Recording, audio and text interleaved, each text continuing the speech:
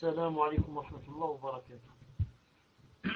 إن الحمد لله نحمده ونستعينه ونستغفره ونعوذ بالله من شرور أنفسنا ومن سيئات أعمالنا.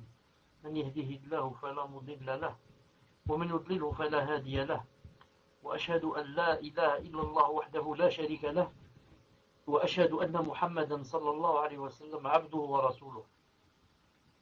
يا أيها الذين آمنوا اتقوا الله حق تقاته ولا تموتن إلا وأنتم مسلمون. يا أيها الناس اتقوا ربكم الذي خلقكم من نفس واحدة وخلق منها زوجها وبث منهما رجالا كثيرا ونساء، واتقوا الله الذي تساءلون به والأرحام إن الله كان عليكم رقيبا.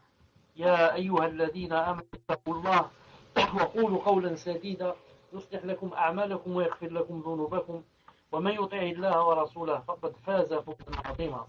ألا إن أصدق الكلام كلام الله، وخير الهدي هدي محمد صلى الله عليه وسلم، وشر الأمور محدثاتها وكل محدثة بدعة وكل بدعة ضلالة وكل ضلالة في النار. أما بعد، حياكم الله جميعا en cette soirée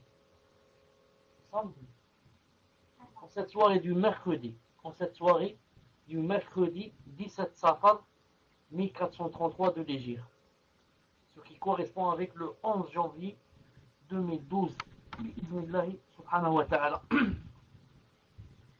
Nous sommes, Inch'Allah ta'ala, toujours avec les 6 fondements. On va juste faire un résumé pour dire que dans le premier fondement, ça parlait de sincérité et que toutes les actions qui ne se basaient pas sur la sincérité étaient nulles. Le deuxième fondement, c'était l'exhortation à être unis dans la religion et que c'était vraiment interdit de se désunir dans la religion, mais que les musulmans devraient être un seul front. Dans le troisième fondement, ça parlait de l'obligation d'obéir au gouverneur tant qu'il était musulman. Dans le quatrième fondement qu'on va voir aujourd'hui, c'est le fait de montrer qui sont les vrais savants et quel est le mérite de la science. Et dans le cinquième fondement qu'on a vu déjà, ça parlait du fait de montrer qui sont les vrais élus d'Allah Azza wa Jal et ses vrais alliés. Et comment les distinguer des faux élus et des faux alliés.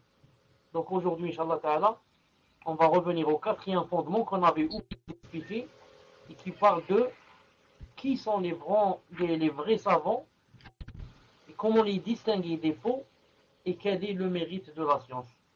Je vais dire, Inch'Allah Ta'ala, une fois en arabe le quatrième fondement, ensuite en français et l'expliquer بإذن الله عز وجل. قال الشيخ محمد بن عبد الوهاب عليه رحمة الله: بيان العلم والعلماء والفقه والفقهاء وبيان من تشبه بهم وليس منهم. وقد بين الله هذا الأصل في أول سورة البقرة من قوله تعالى: يا بني إسرائيل اذكروا نعمتي التي أنعمت عليكم وأوفوا بعهدي أوفي بعهدكم. سورة البقرة الآية 40 إلى قوله: يا بني إسرائيل اذكروا نعمتي التي أنعمت عليكم وأني فضلتكم على العالمين. سورة البقرة الآية 47. ويزيده وضوحا ما صرحت به السنة في هذا الكلام الكثير البين الواضح للعام البليد. ثم صار هذا أغرب الأشياء، وصار العلم والفقه هو البدع والضلالات، وخيار ما عندهم لبس الحق بالباطل.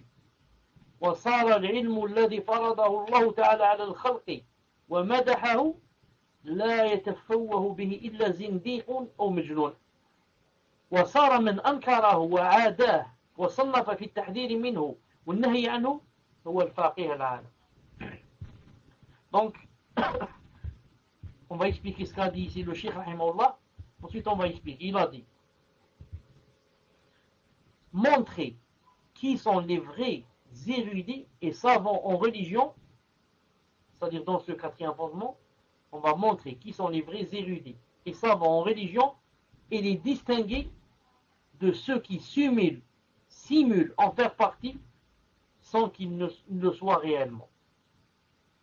Allah Ta'ala a indiqué ce principe au début de la sourate Al-Baqarah, lorsqu'il a dit: ô enfants d'Israël, rappelez-vous mon bienfait dont je vous ai comblé.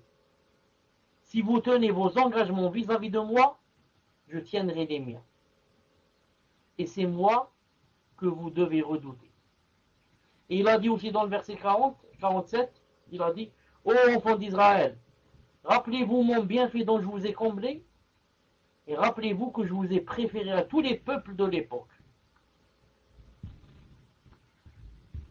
Ce principe est d'autant plus clair que la sunna apporte des explications claires même au plus simple d'esprit des gens du commun. Il arriva par la suite que cela devint une chose des plus étranges. La science et l'érudition religieuse devint innovation hérétique et égarement. Et le mieux qu'ils peuvent faire est de mêler le faux à la vérité. Désormais est déclaré, malheureusement, bien sûr, malheureusement, désormais est déclaré hérétique ou bien fou quiconque parle au nom de la vraie science prescrite et louée par Allah Azza wa Jalla aux créatures. De même, c'est-à-dire tout à fait le contraire, est déclaré érudit et éminent savant celui qui nie cette science, cette vraie science, et prend une attitude hostile vis-à-vis d'elle et compose des ouvrages mettant en garde contre elle et l'interdisant. C'est vraiment étonnant. C'est vraiment étonnant. C'est tout à fait le contraire. Mais c'est comme on dit la fin du monde. Le cheikh maintenant, le cheikh Ibn Uthaymin, rahimahullah, explique, il dit: lorsque le cheikh a dit Bayan al-ilm wal-ulama wal-fiqh wal-fuqaha, il a dit le fait de montrer la science et les savants, la législation, et les législateurs, il a dit al-murad bil-ilm huna al-ilm al-shar'i, il a dit la science que veut montrer ici le cheikh, la science que veut montrer ici le cheikh, il a dit al-ilm al-shar'i, c'est la science légiférée, c'est la science religieuse. C'est la science religieuse. Pourquoi il a dit science religieuse? Pour faire la différence entre science religieuse et science de ce bas monde. La médecine, par exemple, c'est pas une science religieuse. L'agronomie, c'est pas une science religieuse. Et comme ça. Donc il faut faire la différence. Ici, le cheikh parlait de la science religieuse. Il a dit ilmu ma anzalallahu ala rasulihi min bayinati wal huda. Il a dit, on parle ici de la science que Allah subhanahu wa ta'ala a fait descendre sur son messager, en lui montrant ce qu'il doit montrer aux gens. Il a dit la science celui qui la demande, c'est-à-dire cette science, aura des éloges, et on lui fait des éloges, et aura bien sûr, sera grandement récompensé au Qiyamah, le jour de la résurrection. Il a dit, c'est la science religieuse, pas l'autre. Il a dit, c'est la science que Allah subhanahu wa ta'ala, le Seigneur, soit-il, a fait descendre sur son messager alayhi salam. C'est pour ça il a dit dans le Coran, dans sourate Zumar, verset numéro 9, il a dit, sont-ils égaux ceux qui savent et ceux qui ne savent pas? Seuls les doués d'intelligence se rappellent. Je répète, il dit d'abord ça en arabe. Il a dit قل هل يستوي الذين يعلمون قل هل يستوي الذين يعلمون والذين لا يعلمون إنما يتذكر أولو الألباب.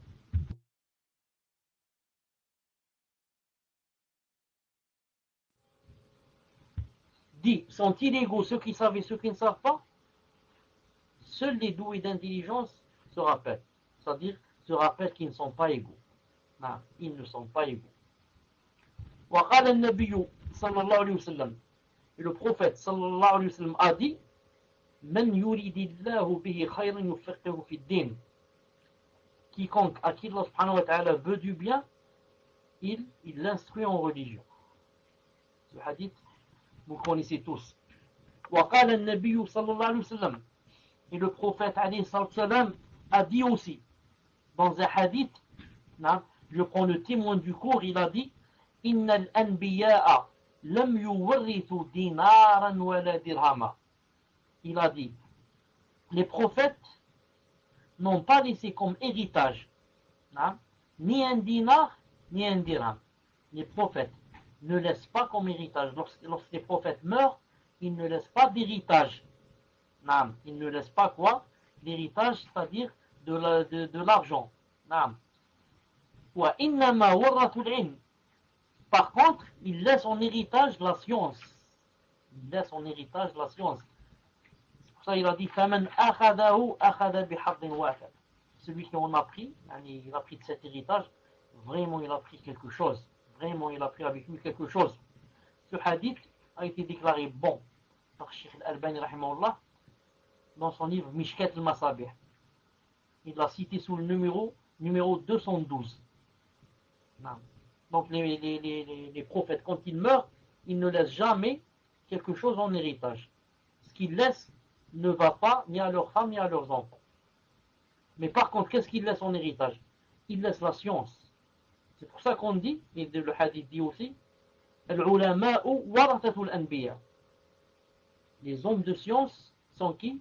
Sont les héritiers des messagers, les héritiers des prophètes. Les hommes de science, qu'est-ce qu'ils héritent des prophètes?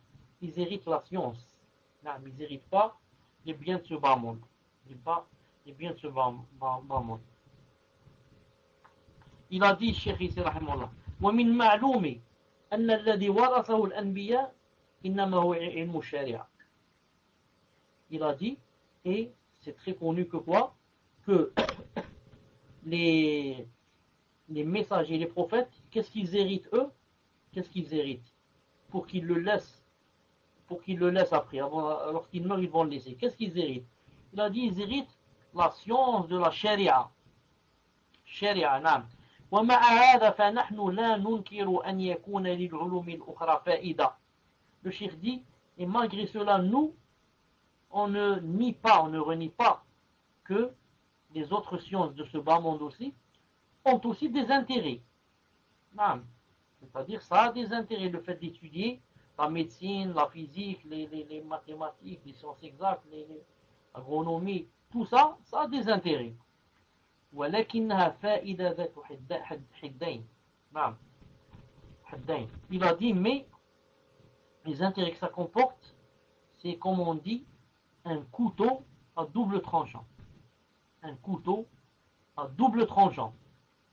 إن أعانت على طاعة الله وعلى نصر دين الله وانتفع بها عباد الله كانت خيرا ومصلحة.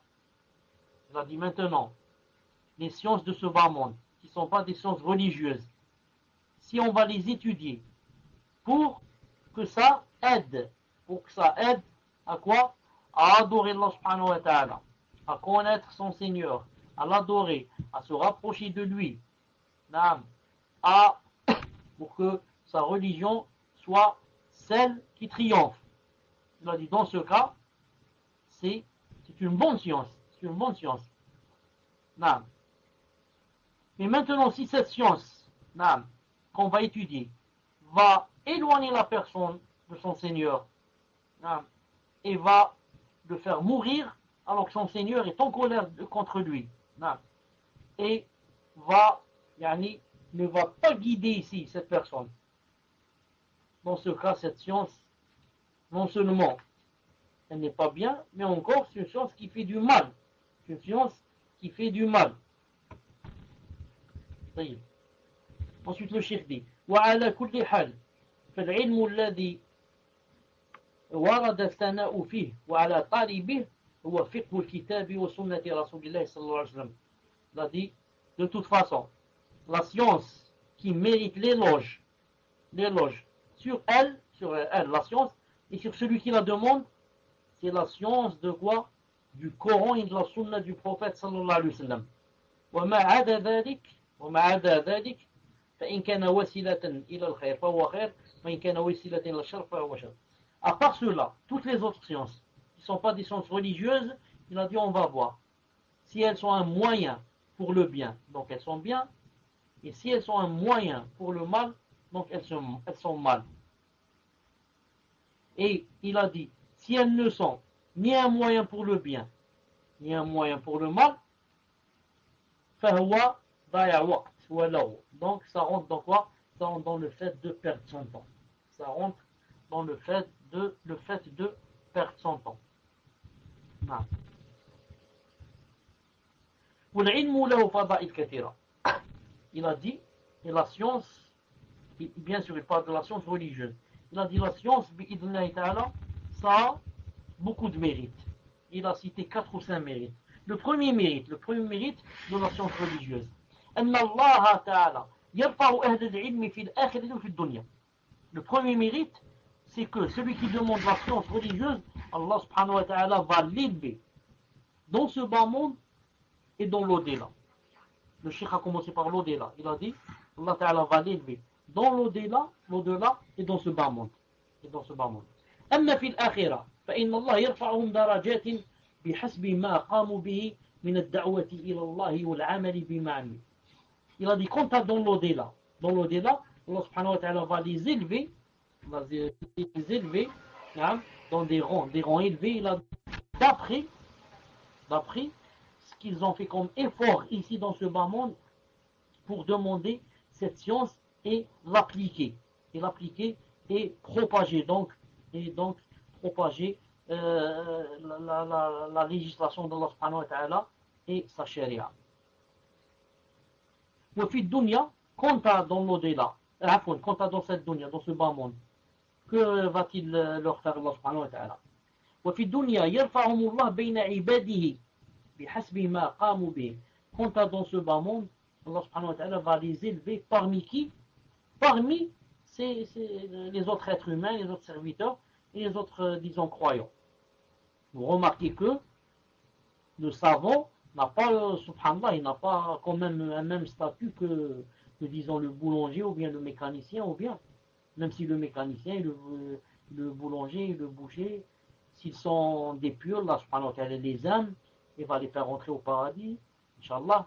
Mais même dans ce bas monde, quand même, ils n'ont pas le même statut, le même respect, la même admiration, par exemple, des gens comme l'ont les savants. طيب. Allah subhanahu wa ta'ala dit dans le Coran, Surat al-Mujadala 11, il a dit, يرفع الله الذين آمنوا منكم والذين أوتوا العلم درجات. يرفع الله الذين آمنوا منكم والذين أوتوا العلم.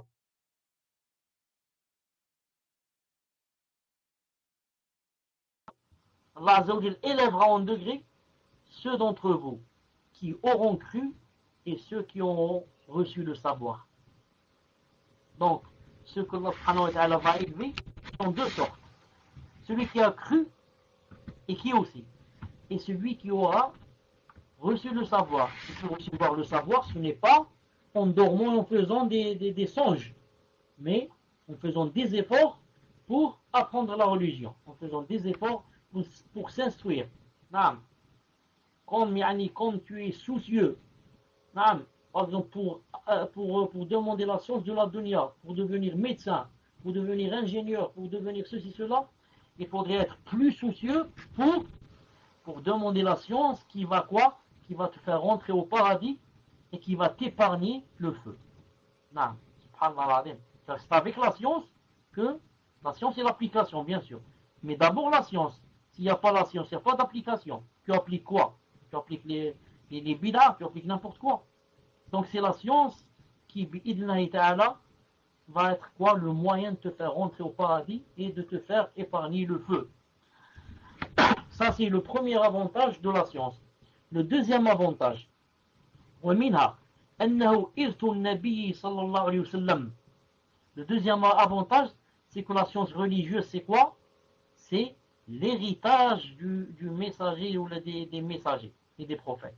Non. Comme a dit le prophète, il a dit Inna al-anbiya lam yurithu dinaran wa dirhaman, inna muwarathu al-ilm. Comme a dit le prophète, qu'est-ce qu'il a dit? Il a dit les prophètes ne laissent pas en héritage le dinar, les dinars ou bien les dirhams. Par contre, qu'est-ce qu'ils laissent? Ils laissent la science. Donc, deuxième avantage pour celui qui a la science religieuse, c'est d'avoir hérité des messagers. Tous les autres personnes qui n'ont pas la science, s'ils héritent, si jamais ils héritent, qu'est-ce qu'ils héritent? Ils héritent de leur père et de leur mère, ou de leurs frères. Ils héritent la voiture et la maison et le jardin ou la ferme. Mais celui qui a la science religieuse, il a hérité de qui? Il a hérité du prophète. Subhanallah al-Azim. La différence entre celui qui hérite de son père et celui qui hérite d'un prophète. Subhanallah al-Azim. Et vraiment, elle est grande la différence. Troisième mérite de la science religieuse. La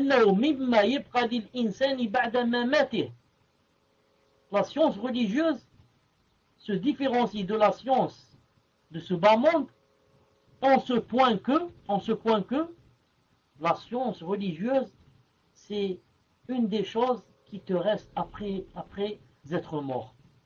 Non. Quand tu meurs, tout ce que tu as laissé ne va pas aller avec toi à la tombe. Ni la voiture, ni les enfants, ni l'argent, ni tout ce que tu laisses. Non. Tu vas le délaisser derrière ton dos. Par contre, la science religieuse, c'est quoi? C'est une chose qui va être toujours en relation avec toi, même après ta mort. Même après ta mort. Comme a dit le prophète sallallahu alayhi wa sallam, إِذَا مَاتَ الْعَبْدُ, quand le serviteur meurt, إِنْقَطَعَ عَمَلُهُ إِلَّا مِنْ ثَلَاثٍ, toutes ses actions s'arrêtent. Sauf de trois choses. Trois choses ne vont pas s'arrêter. D'arriver à lui, même quand il est mort. Sadaqatun jariya. Sadaqatun jariya. S'il a fait une aumône jariya. Jariya, c'est comme par exemple construire une mosquée, construire un hôpital, creuser un puits. Les choses qui, tant que la chose existe et les gens profitent de cette chose, au monde continue. Barakallahu fik. Au monde continue. Ça c'est la première. La deuxième, أو علم ينتفع به. علم ينتفع به. Tu as laissé une science que les gens quoi? Que les gens, qui sert, qui est utile aux gens, alors que tu es mort. Je vous donne un exemple très simple, très simple. J'apprends à quelqu'un, par exemple, qu'il y a une salade, par exemple, qui s'appelle salade Doha, par exemple. Il ne savait pas. Une sœur, elle est avec une amie à elle, en train de discuter sur l'islam. Elle parle de salade Doha. Donc elle lui dit, je ne connais pas salade Doha. Il lui dit, si, salade Doha, voilà, c'est 2 rak'at, 4, 6, 8, jusqu'à 12, entre à peu près 8h30 du matin jusqu'à un peu avant le Doha. C'est toi qui as été la cause pour lui apprendre salade Doha. Maintenant, toi, qui lui as appris, tu meurs. Et l'autre, elle va vivre 30 ans après toi. Pendant les 30 ans, à chaque fois qu'elle fera salade Doha, vous partagez, subhanallah, les récompenses. Partagez, non, mais vous aurez c'est-à-dire, celui qui est mort et qui a appris à l'autre personne aura les mêmes récompenses que celle qui est en train de prier. Donc toi, tu es dans ta tombe, sans prier. Et l'autre, elle prie, et toi, tu as les mêmes récompenses qu'elle. Subhanallah. Donc, vous voyez là la différence entre celui qui a hérité le ilm, celui qui a appris le ilm et l'a appris, et celui qui a fait seulement, appris des choses de cette dunya. Et troisième, dans le hadith, il a dit, donc au monde continu, ou bien une science qui a été utile pour les gens, ou bien il a dit, tu laisses un enfant qui te fait des doigts. Tu laisses un enfant qui te fait des doigts. Ce hadith, bien sûr, est un hadith authentique. ومنها, parmi les mérites de la science religieuse, أن الرسول صلى الله عليه وسلم لم يرغب أحدا أن يغبط أحدا على شيء من النعم إلا على نعمتين. parmi les grands mérites de la science religieuse, c'est que le prophète sallallahu alayhi wa sallam n'a jamais exhorté quelqu'un pour qu'il soit soucieux des choses de ce bas monde, sauf en deux choses. Non, deux choses. Il a dit, talab al-ilm, le fait de demander la science et l'appliquer, hein, et la deuxième des choses, la richesse qui sert les musulmans, qui est utile aux musulmans. Il a dit seulement ces deux choses. Le prophète a permis d'envier les gens pour ces deux choses. Toutes les autres choses, c'est interdit d'envier les choses, d'envier quelqu'un pour une chose de la dunya. Sauf ces deux choses. Elles sont là dans la dunya, mais c'est permis de ce qu'on appelle en arabe le hasad, l'envie. C'est permis d'envier quelqu'un s'il a quoi? S'il a de la science religieuse et moi je ne l'ai pas. Et c'est permis aussi s'il a de l'argent par exemple et des biens qu'il utilise vis-à-vis-là. Quelqu'un qui a de l'argent, qui construit des mosquées, qui marie des gens qui veulent se marier, qui envoie des gens à l'étranger pour se soigner. Quelqu'un qui avec son argent envoie des gens au Hajj. C'est permis dans ton cœur de ressentir que si j'aurais fait comme lui. Si j'avais de l'argent comme lui, les moyens comme lui, j'aurais fait comme lui. Ça c'est permis. C'est permis aussi de dire si j'avais la science de telle personne, j'aurais fait la da'wa comme lui. J'aurais été à la mosquée faire des cours. J'aurais fait des cours entre des sœurs si je suis une sœur. J'aurais fait des cours chez moi en invitant les sœurs. Je leur explique c'est quoi la sunna, c'est quoi ceci, c'est quoi cela. Ça c'est permis. D'après le hadith du prophète sallallahu alayhi wa sallam, hadith de Abdullah ibn Mas'ud, où le prophète sallallahu a dit la hasad, pas d'envie, illa fi ithnatayn, sauf en deux choses. رجل آتاه الله مالا فسلطه على هلكته في الحق. Allah Ta'ala a donné à une personne des biens et des employés في سبيل الله. ورجل آتاه الله حكمة, et une autre personne Allah Ta'ala lui a donné la science et la sagesse, فهو يقضي بها ويعلمها. Il l'applique, il travaille avec et l'apprend aux gens. C'est un hadith qui se trouve dans Sahih Targhib du Cheikh Al-Albani numéro 75. Parmi les mérites aussi de la science religieuse, أن العلم نور يستضيء به العبد فيعرف كيف يعبد ربه وكيف يعامل غيره فتكون مسيرته في ذلك على علم وبصيرة. Parmi les mérites de la science religieuse, c'est que la science religieuse est une lumière. Lumière avec laquelle le serviteur va s'illuminer. Il va s'illuminer. Alors il saura comment adorer son Seigneur avec clairvoyance. Et comment se comporter avec la société et les gens avec clairvoyance aussi. Donc tout son chemin, la vie qui passera, sera quoi? Sera basée sur la science et la clairvoyance. Donc le savant, mashallah, celui qui a la science, il adore Allah Ta'ala avec les dalils.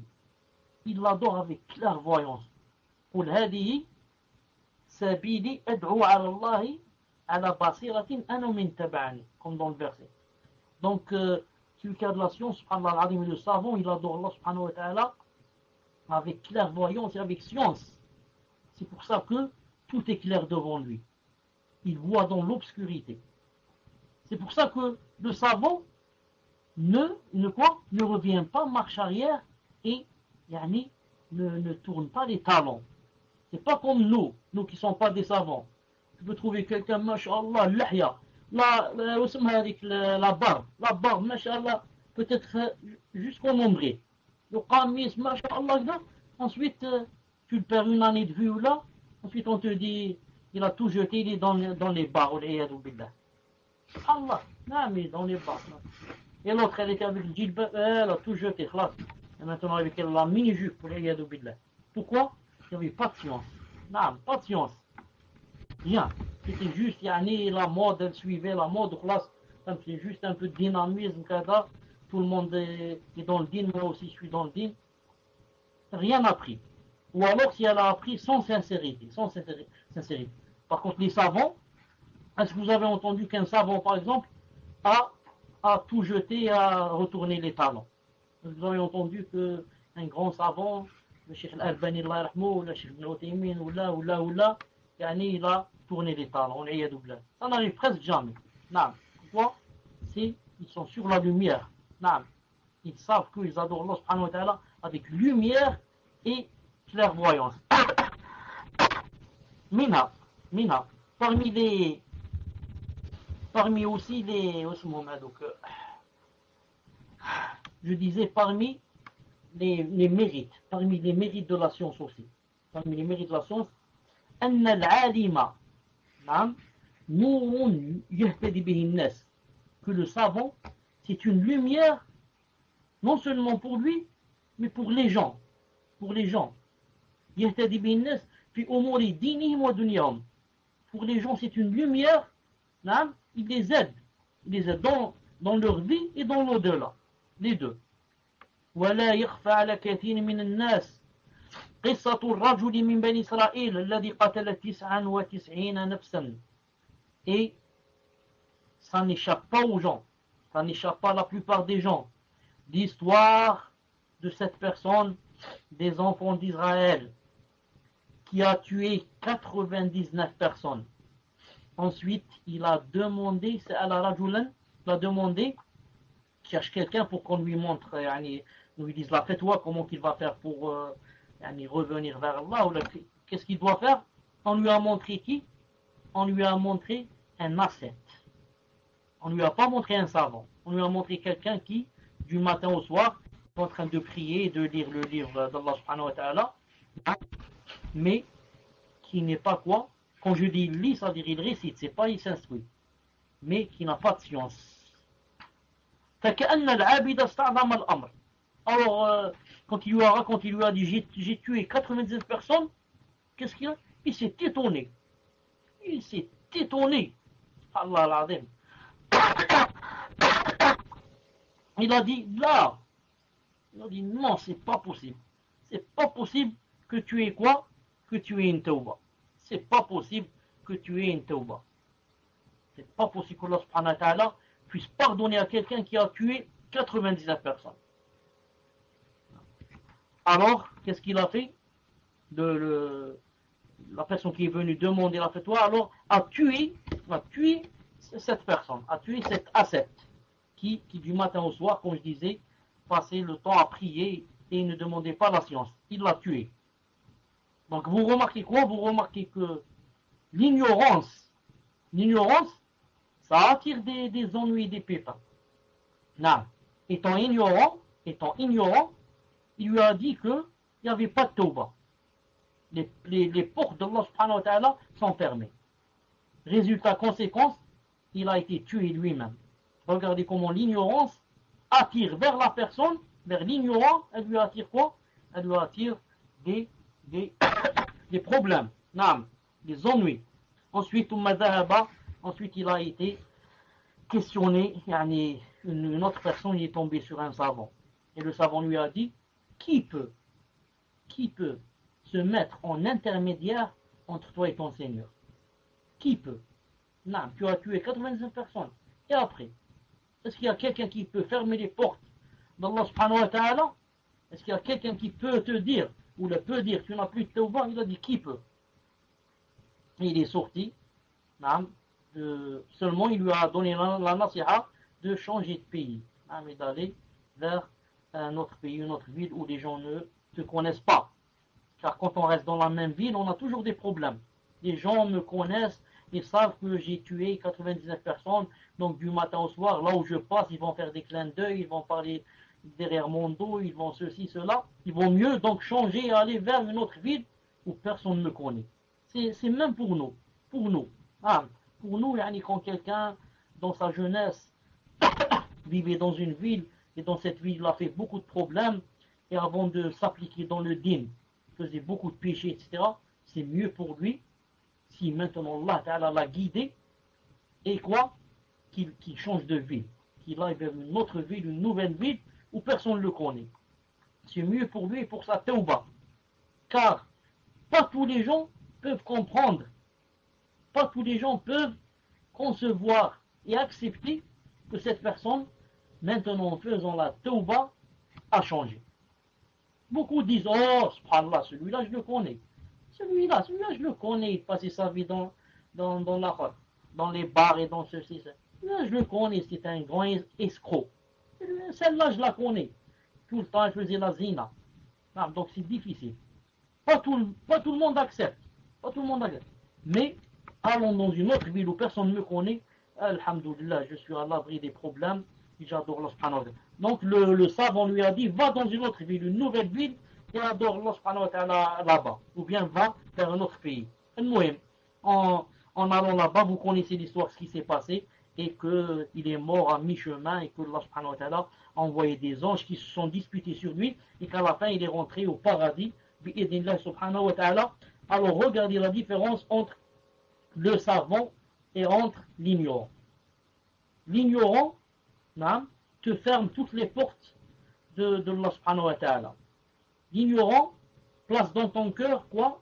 Place dans ton cœur les chagrins. Place dans ton cœur les chagrins. Au lieu que il t'ouvre les portes d'Allah subhanahu wa ta'ala, il te les ferme. Et tu vas voir tout noir devant toi, tu vas dire je vais me suicider. Alors que le savant, masha'Allah, alors que tu as fait tous les problèmes du monde, qu'est-ce qu'il fait? Il t'ouvre muslim alhamdulillah. Alhamdulillah ya muslim alhamdulillah. Al-muhim. Alors que le savant, qu'est-ce qu'il fait? Il t'ouvre toutes les portes d'Allah subhanahu wa ta'ala et te donne toujours l'espoir. Jamais il t'enlève l'espoir. Al-muhim. Et vous connaissez le hadith du prophète sallallahu alayhi wa sallam, toujours puisqu'on est en train de parler de... Non, une seconde. Je ne sais pas, j'ai peur que je parlais sans micro. Wallah subhanahu wa ta'ala alam. Muslim, est-ce que vous m'avez entendu parler du hadith qui parlait de la différence qu'il y avait entre le savant? Non, la différence qu'il y avait entre le savant et l'ignorant, c'est comme la différence qu'il y a entre la lune et les autres astres. Est-ce que vous avez entendu ça? Là, subhanallah. Je parle de ton micro. Donc ensuite le prophète sallallahu alayhi wa sallam a dit que la différence qu'il y avait entre le savant et l'ignorant, c'est comme la différence qu'il y a entre la lune quand elle est en pleine lune, et les autres astres. C'est sûr que la lune est beaucoup meilleure que les autres astres. Ensuite le cheikh dit, si maintenant on a su quelle est la différence entre le savant et l'ignorant, reste à savoir c'est qui le vrai savant. Il a dit hum rabbaniyoun, ce sont rabbaniyoun alladhina yurabbuna an-nas ala shari'ati rabbihim. Il a dit ce sont ceux qui apprennent aux gens comment appliquer et les éduquent aussi. Ils leur apprennent et les éduquent pour qu'ils soient sur la charia d'Allah subhanahu wa ta'ala, pour qu'ils connaissent le Coran et la Sunna, comme l'ont compris les pieux prédécesseurs. Il a dit pour que il y ait la différence entre eux et ceux qui se font ressembler à eux. Car, comme on a vu la fois passée, comme il y a les bien-aimés d'Allah et les faux élus, c'est la même chose ici. Il y a les vrais savants et il y a ceux qui se font ressembler aux savants alors qu'ils n'ont rien d'un savant. Il a dit في المظهر والمنظر والمقال والفعل لكنه ليس منهم في النصيحة للخلق وإرادة الحق. Les faux savants, comment ils se font ressembler aux savants? Ils se font ressembler aux savants en apparence, dans le fait de parler, dans le fait de faire aussi, de faire comme les savants. Mais par contre, ils ne sont pas de vrais savants. Où on va voir ça? Ils ne sont pas de vrais savants, car ils ne donnent pas des conseils aux gens que donnent les savants. Ni ils n'aiment la vérité qu'aiment les savants. Vous avez remarqué, vous trouvez des gens qui sont habillés comme des savants. Et ça, il y en a beaucoup. Où? Il y en a beaucoup. Je donne un exemple si tout, je ne veux pas critiquer. Mais on a beaucoup, comme par exemple à l'Azhar. Comme à l'Azhar. Il y a beaucoup de gens habillés comme les savants. Habillés, tu le vois comme ça, tu te dis, c'est un grand savant. Par contre, si tu me demandes une petite chose, dans le hadith, il ne connaît pas. Dans le hadith, une petite chose, il est plein de hadiths qui ne sont pas vrais. Non.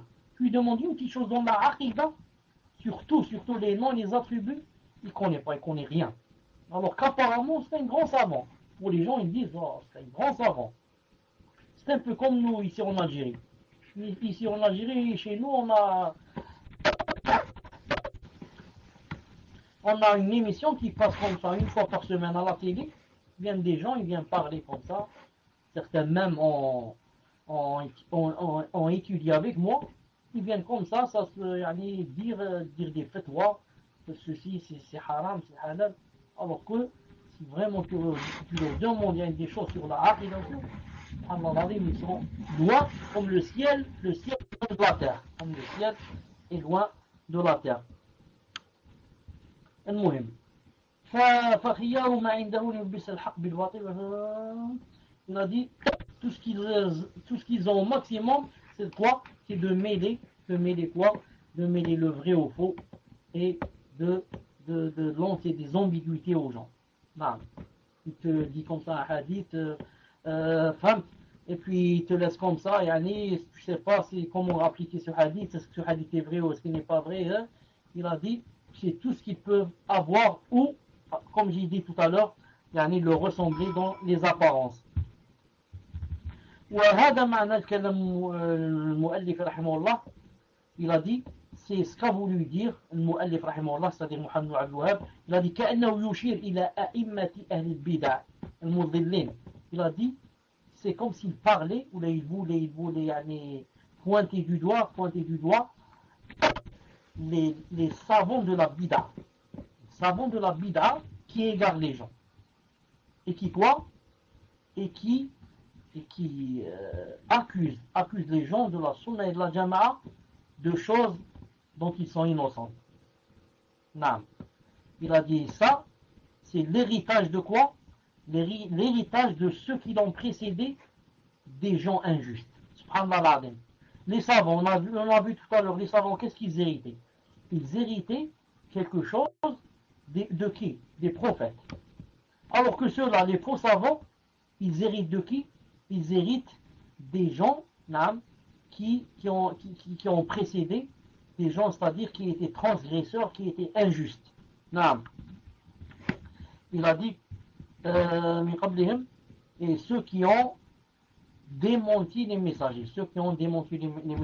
Comment dit Allah subhanahu wa ta'ala? Il a dit كذلك ما أتى الذين من قبلهم من رسول إلا قالوا ساحر أو مجنون. Dhariyat 52. Ainsi, aucun messager n'est venu à leurs prédécesseurs sans qu'il n'ait dit c'est un magicien ou impossible. Non. Même Allah Ta'ala dit dans une autre sourate, il a dit Atawasaw bihi bal hum qawmun taghun. Est-ce qu'ils se sont transmis cette injonction ou sont-ils plutôt des gens transgresseurs? Non. C'est-à-dire que si vous avez remarqué, le prophète sallallahu alayhi wa sallam, quand il est venu, qu'est-ce qu'ils ont dit de lui? Ils ont dit de lui magicien, possédé, mille et une choses, menteur. Subhanallah. Et ceux qui sont venus avant lui, avant le prophète sallallahu alayhi wa sallam, on dit la même chose à le prophète. La même chose. Alors Allah Ta'ala dit, est-ce que ils se sont transmis cette chose-là? Est-ce qu'avant de mourir, chacun a dit à ses enfants, voilà ce qu'il faut dire si jamais il y a un messager qui va venir? C'est quelque chose d'étrange. Atawasaw, ils ont fait le testament à leurs descendants de dire cette chose. Comment se fait-il qu'ils disent tous la même chose? La même chose aussi maintenant pour les savants. Les savants, toujours il y a des gens qui disent d'eux des choses qui ne sont pas bien. C'est comme un peu de nos jours. Dès que tu es sur le sunna, ils disent Wahhabi, des extrémistes, ils disent ceci. Comment se fait-il qu'ils disent tous la même chose? Est-ce qu'ils se sont réunis et ils ont dit on va dire cette chose? Non, ils ne sont pas réunis. Mais comment se fait-il qu'ils disent la même chose? La réponse est simple. La réponse se trouve dans le verset sur le Baqara 118 où Allah Ta'ala dit وقال الذين لا يعلمون لولا يكلمنا الله أو لولا يكلمنا الله أو تأتينا آية أو تأتينا آية. الله تعالى dit كذلك قال الذين من قبلهم تشابهت قلوبهم قد بينا الآيات لقوم يعقلون. Allah Ta'ala dit et ceux qui ne savent pas ont dit, regardez, ceux qui ne savent pas, qu'est-ce qu'ils ont dit? Ils ont dit, pourquoi Allah ne nous parle-t-il pas directement? Pourquoi il envoie un message? Pourquoi il ne parle pas directement? Ou pourquoi un signe ne nous vient-il pas? Pourquoi un signe ne nous vient-il pas? Allah Ta'ala dit, de même, ceux d'avant eux, qui étaient avant eux, ont dit la même chose.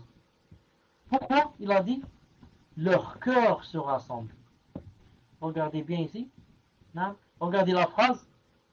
De même, ceux d'avant eux disaient une parole semblable, leur cœur se rassemble. Subhanallah al-Azim. C'est une question de quoi? C'est une question de ressemblance de cœur, c'est tout. Quand les cœurs se ressemblent, ils disent la même chose. Regardez par exemple Al-Sunnah. Quand ils sont tous sur le minhaj, ils ont un cœur qui se ressemble. Ils pensent tous la même chose. Regardez Al-Sunnah ou Jama'a. Là où ils vont, ce sont toujours le même phénomène, on dirait la même personne. Tous ils disent la même chose. Tous ils réfléchissent la même chose. Ils pensent la même chose, je veux dire dans la religion. Non. Subhanallah. Pourquoi? Allah Ta'ala fait ressembler leur cœur et rassembler leur cœur qui tourne et qui gravite tous autour de Kitab, Sunnah, compréhension des pieux prédécesseurs. La même chose les autres, les injustes, les tyrans, les gens de la bida, tous Allah Ta'ala a ressemblé leur cœur et rassemblé et gravite autour de quoi? De la bida et le fait de ne pas accepter le haqq quand il vient et le fait de jeter des ambiguïtés. Allah puisse Allah subhanahu wa ta'ala nous préserver et raffermir nos cœurs sur le droit chemin et le Coran et la Sunna d'après la compréhension des pieux prédécesseurs. Voilà, Inch'Allah ta'ala, pour le cours d'aujourd'hui. سبحانك اللهم وبحمدك أشهد أن لا إله إلا أنت أستغفرك وأتوب إليك. On va se rencontrer Inch'Allah ta'ala dans un quart d'heure pour les questions-réponses بإذن ta'ala. Assalamu alaikum wa rahmatullahi wa barakatuh. Assalamu alaikum wa rahmatullahi wa barakatuh. Hafizakumullah ya Cheikh. Est-ce que le son est bon pour vous? Inch'Allah. Alhamdulillah. Donc je débute les questions, Inch'Allah. Ici Abu Zakaria est avec vous, Cheikh. Passez-lui le salam, Inch'Allah. Donc première question, salam alaikum, Cheikh. Quelle position devons-nous avoir envers la personne de Cheikh Abdullah ibn al-Jibrin? Car nous avons certes lu les critiques bénéfiques de nos savants, Cheikh Rabi', Cheikh Najmi, sur lui concernant ses éloges envers Sayyid Qutb, Hassan al-Banna et autres sont très déplacés. Cependant, nous avons pu lire et entendre des paroles de Cheikh Abdelaziz el-Cheikh, Cheikh al-Fawzan, Cheikh Abdelkarim el-Khudayr et autres lui faire des éloges après sa mort en disant de lui qu'il était parmi les grands savants. Et ceci en ayant pris connaissance des propos qu'il a tenus sur Sayyid Qutb et autres. Donnez-nous un conseil, Cheikh. Donnez-nous un conseil, Cheikh. Vous entendez, Cheikh, ou la... Salam alaikum, Muslim. Tafadal, c'est quoi la première question? Wa alaykum assalam wa rahmatullahi wa barakatuh, Cheikh. Est-ce que vous avez du son, Inch'Allah?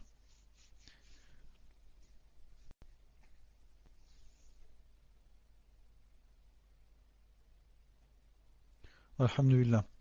Hafizakumullah, en espérant que vous alliez bien, Cheikh.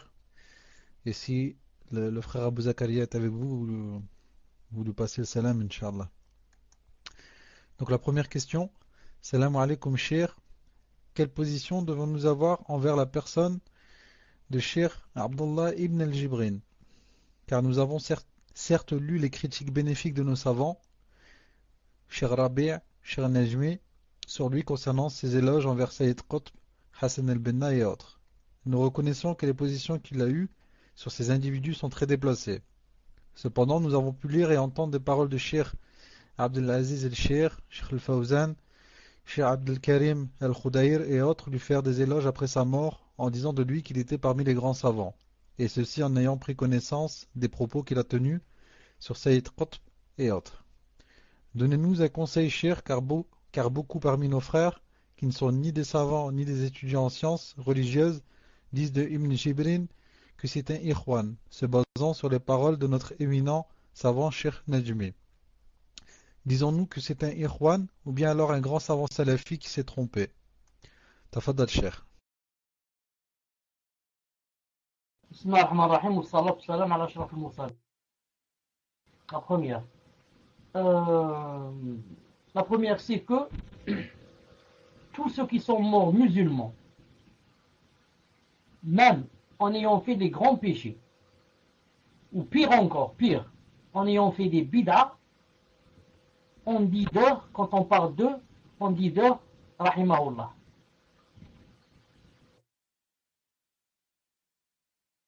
C'est-à-dire maintenant, moi, si je venais à citer les musulmans, si je venais à citer, normalement je dis rahimahullah. Pourquoi? Car il est mort musulman. Et cette fatwa, vous pouvez la trouver chez Cheikh Rabi' hafidahullah. Et j'ai cette fatwa, si vous voulez, Inch'Allah ta'ala, que je vous la dise, ou là, je vous la donne, ou là, qu'est-ce que Inch'Allah ta'ala.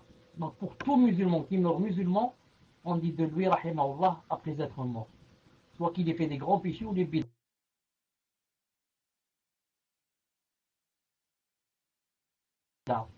Et Cheikh Rabi' hafidahullah a cité et je crois les autres scènes. La deuxième des choses, quant à Abdurrahman ibn Jibril, ou ibn Jibrin, rahimahullah, ibn Jibrin. Moi personnellement, c'est-à-dire que depuis, dans mes études, ou bien quand je donnais des conseils, ou bien, jamais je ne dirigeais vers lui les gens. Quand j'ai lu qu'il y avait qu'il y avait un peu de quelques savants qui n'étaient pas d'accord avec lui, ou bien qui l'ont critiqué, ou bien, donc j'ai préféré ne jamais dire à quelqu'un, par exemple, lis tel livre ou tel livre de Jibril rahimahullah. Maintenant, d'après moi, Wallahu alam, mais ça c'est juste mon avis, Wallahu alam. D'après moi, c'est quelqu'un, c'est un grand savant qui s'est trompé, d'après moi. Je crois que ce qu'il a dit sur Sayyid Qutb et les autres, c'était au début. Je crois qu'il avait dit ça au début, et après, quand on lui a fait des reproches, etc., qu'il n'a jamais redit ça. Wallahu alam. C'est mon avis. Mon avis, c'est que je crois qu'il a dit ça au début. Et qu'après, quand on lui a fait des répliques, etc., il s'est abstenu. Et vous avez remarqué, ceux qui lui ont fait des éloges, ce ne sont pas aussi n'importe qui. Ce sont des gens qui sont savants et qui ont lu ce qu'on dit de lui des savants, mais malgré cela, ils le connaissent mieux que nous et lui ont fait des éloges. La personne est morte, rahimahullah. Maintenant, nous on devrait penser à nous-mêmes, comment faire, Inch'Allah ta'ala, pour arriver, comme on dit, à bon port, pour que Allah subhanahu wa ta'ala nous pardonne le jour où on va le rencontrer. Et le muhim aussi par rapport à lui, c'est que au moins s'il a fait ça, peut-être qu'il l'a fait par effort ou par ijtihad ou par ceci. Quand on est un savant, on se trompe, ce n'est pas comme un ignorant qui se trompe. Vous connaissez ça. Puisse Allah subhanahu wa ta'ala pardonner à tous ceux qui sont morts musulmans et raffermir nos cœurs pour rencontrer Allah subhanahu wa ta'ala musulmans et sur le minhaj de al-sunnah. Tfaddal. Question suivante, Cheikh. Salam alaikum. Comment expliquer que des personnes comme Imran ibn Hittan et Abdurrahman ibn Muljim, qui étaient pourtant connus pour avoir de la science, ont-ils pu dévier du bon chemin? Barakallahu fikum. Tfadal, Cheikh. Les deux personnes que tu as citées, je ne vois pas qui ils sont. Non. Est-ce que tu peux me dire ce sont qui?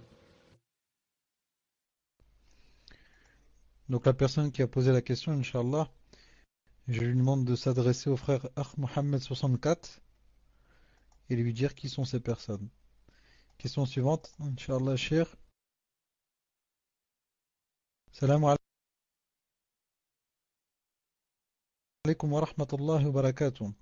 Barak, bien sûr, quand on n'en pas, quand nous n'avons pas encore l'arabe, en croyant que c'est une traduction d'un savant reconnu, alors que de l'autre côté du livre, quelqu'un nous glisse ses erreurs. Pourriez-vous nous conseiller une maison d'édition? Jazakumullah khayran, qu'Allah vous récompense. Tfadal, Cheikh. Non. C'est très dangereux. C'est très dangereux sans savoir distinguer. Je donne un exemple très simple. Plusieurs livres que j'ai lus. Al-Arsh. Al-Arsh, qui est le trône. Quand ils vont expliquer Ayat al-Kursi, le Kursi, ils vont expliquer comme quoi c'est le trône. Plusieurs livres. Même ici, j'ai un livre qui s'appelle Charbon partout chez vous. C'est écrit en français. Quand tu arrives à Wasi'a Kursiyuhu, au lieu de dire le repose-pied, ils disent c'est l'arche. Donc, c'est une grave erreur. Qu'en est-il maintenant dans les autres noms et attributs et il faudrait savoir donc quels sont les livres, plutôt quels sont les traducteurs auxquels il faut lire, et les maisons d'édition aussi, et ceux qu'il ne faut pas lire. Cette question, justement, il faut la poser à quelqu'un qui est de France. Justement, car étant loin de vous, je ne sais pas quels sont ceux qui traduisent. Vous savez que les livres que je lis, la plupart sont en arabe, sauf les certains livres que j'arrive à avoir comme ça en français. C'est pour ça que vous devez poser une question, cette question à quelqu'un qui est chez vous là-bas. Quelqu'un qui est chez vous, qui est connu dans la science, qui est connu dans le minhaj, bien sûr. Vous lui posez cette question pour qu'il vous guide, Inch'Allah Ta'ala. Si j'avais la réponse, je vous l'aurais donnée, Inch'Allah. Tafadhal. Question suivante. Salam alaikum. Les shayatines sont-ils savants? Les diables peuvent-ils savoir ce qu'il y a dans nos pensées?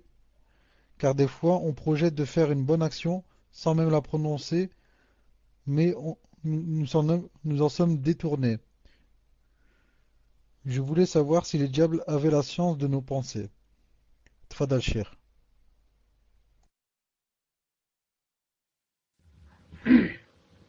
Les diables ne peuvent pas savoir à quoi je pense, mais des fois, comme a dit Ibn al-Qayyim rahimahullah, il dit que le shaitan a un museau, comme un chien. Il a dit que des fois, il fourre, il essaie de fourrer son museau jusqu'à ce qu'il arrive à notre cœur. Car comme vous savez, vous connaissez le hadith authentique, que la personne, quand elle se lève le matin, qu'est-ce qu'elle doit faire? Vous savez qu'elle lave ses mains 3 fois. Et il y a un hadith qui dit qu'elle doit aussi mettre de l'eau dans ses narines et aller faire sortir de l'eau. Le hadith a dit car le shaitan passe la nuit sur son nez. Donc il fourre lui aussi son nez jusqu'à ce qu'il essaye de savoir ce que tu es en train de penser. Il essaye de savoir à quoi tu es en train de penser. Comme ça, il voit. Si tu as des penchants. Ce que je dis là, l'a cité Ibn Qayyim dans son livre Attendez, comment ça s'appelle? مدارج اسمه مدارج الشيطان. نعم. Si je ne me trompe pas, il s'appelle Madarij. C'est pas Madarij Salikin, c'est l'autre. Très connu le livre. Madarij, je crois Madarij Shaitan. J'ai oublié, un livre très connu de 3 tomes. Où il a parlé, il a dit que donc le Shaitan va voir, il essaye de sentir. Yani, quels sont les penchants que tu as? Madarij Salikin. Il essaye de penser, hein, ensuite il voit. Si tu as un penchant vers l'alcool ou là, il essaye de tomber vers l'alcool.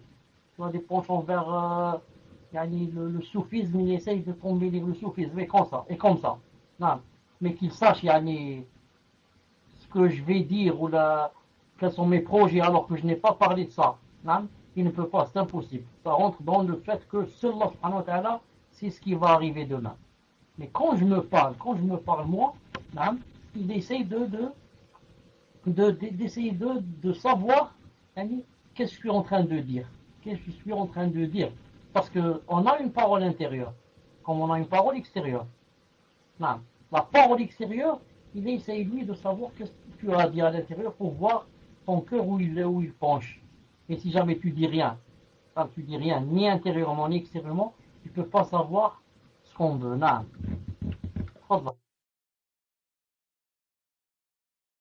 Question suivante. Salam alaikum wa rahmatullahi wa barakatuh. Je me suis rendu compte que j'ai prié plusieurs fois Salat al-Fajr avant son temps. Que dois-je faire? Faut-il que je refasse mes salats? Barakallahu fikum shir. Tfadal shir. Si ce sont juste quelques salades, 2 ou 3, on refait. Non.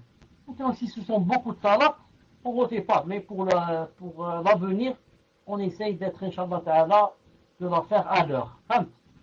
Par contre, si c'est au passé, si c'est juste quelques salades, 3, 4, 5, 6, mais si ça fait une année où l'équipe fait ça, c'est impossible de refaire toutes ces salades. Ensuite, pour ce qu'a écrit la personne ici, elle a dit Ibn al-Muljim est celui qui a tué Ali. Ibn Hittan, celui qui s'est marié avec le Hourin. Justement, moi, le problème, c'est où? Le problème, quand il a dit au début, il a dit, c'est-à-dire, nous, on parlait des savants, et on a dit que les savants, jamais, ils ne tournaient les talons. Ensuite, lui, il a cité ces 2 gens. J'ai cru qu'il parlait de savants. Sinon, dès que j'ai vu le mot Ibn al-Muljim, Abdurrahman ibn al-Muljim, j'ai directement pensé à celui qui a tué Ali ibn Abi Talib. Mais j'ai dit non, celui-là il parle des savants, il ne parle pas de cela. Donc Ibn al-Muljim et l'autre, ça n'a rien à voir, ceux-là c'était pas des savants. C'était qui? Ce sont des Khawarij. Ce sont des têtes de Khawarij, ceux-là. Les Khawarij ne sont pas des savants, ce sont des gens de la bid'a.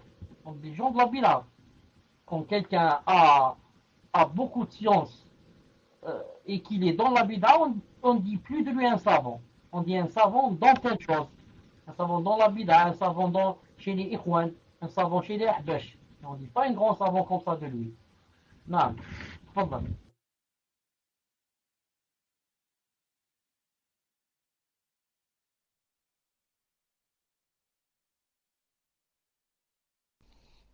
Question suivante, cher. Assalamu alaikum wa rahmatullahi wa barakatuh, cher. Je suis endetté, j'ai des retards de loyer et des factures impayées. Mes proches ne pouvant pas m'aider, j'ai dû me rendre chez une assistante sociale. Celle-ci m'envoie vers différents organismes qui pourront peut-être m'apporter un soutien financier pour cette fois. Le problème, c'est que je dois me rendre au Secours catholique, entre parenthèses, association chrétienne, pour une de mes factures d'entretien de la chaudière, car seuls eux s'occupent de leur règlement exceptionnel pour les démunis. Est-ce qu'il m'est permis de me rendre dans l'un des centres de leur association et m'est-il permis d'accepter le règlement de cette facture de leur part? Tfadal cher. Le livre dont je parlais de Ibn Qayyim s'appelle Ighathat al-Lahafan. Ighathat al-Lahafan min Masayid al-Shaytan. Ighathat al-Lahafan min Masayid al-Shaytan. تفضل واسمك الأخ comment t'appelles الأخ مسلم جزاك الله خيرا si c'est possible répète, car j'étais en train de lire la liste des livres de Ibn al-Qayyim quand tu étais en train de lire. Tfadlal. Pas de problème, cher, je vous la relis, Inch'Allah. Assalamu alaikum wa rahmatullahi wa barakatuh, cher. Je suis endetté, j'ai des retards de loyer et des factures impayées. Mes proches ne pouvant pas m'aider, j'ai dû me rendre chez une assistante sociale. Celle-ci m'envoie vers différents organismes qui pourront peut-être m'apporter un soutien financier pour cette fois. Le problème, c'est que je dois me rendre au Secours catholique, entre parenthèses, association chrétienne, pour, pour l'une de mes factures d'entretien de la chaudière, car seuls eux s'occupent de leur règlement exceptionnel pour les démunis. Est-ce qu'il m'est permis de me rendre dans l'un des centres de leur association et m'est-il permis d'accepter le règlement de cette facture de leur part? Tafadal, cher.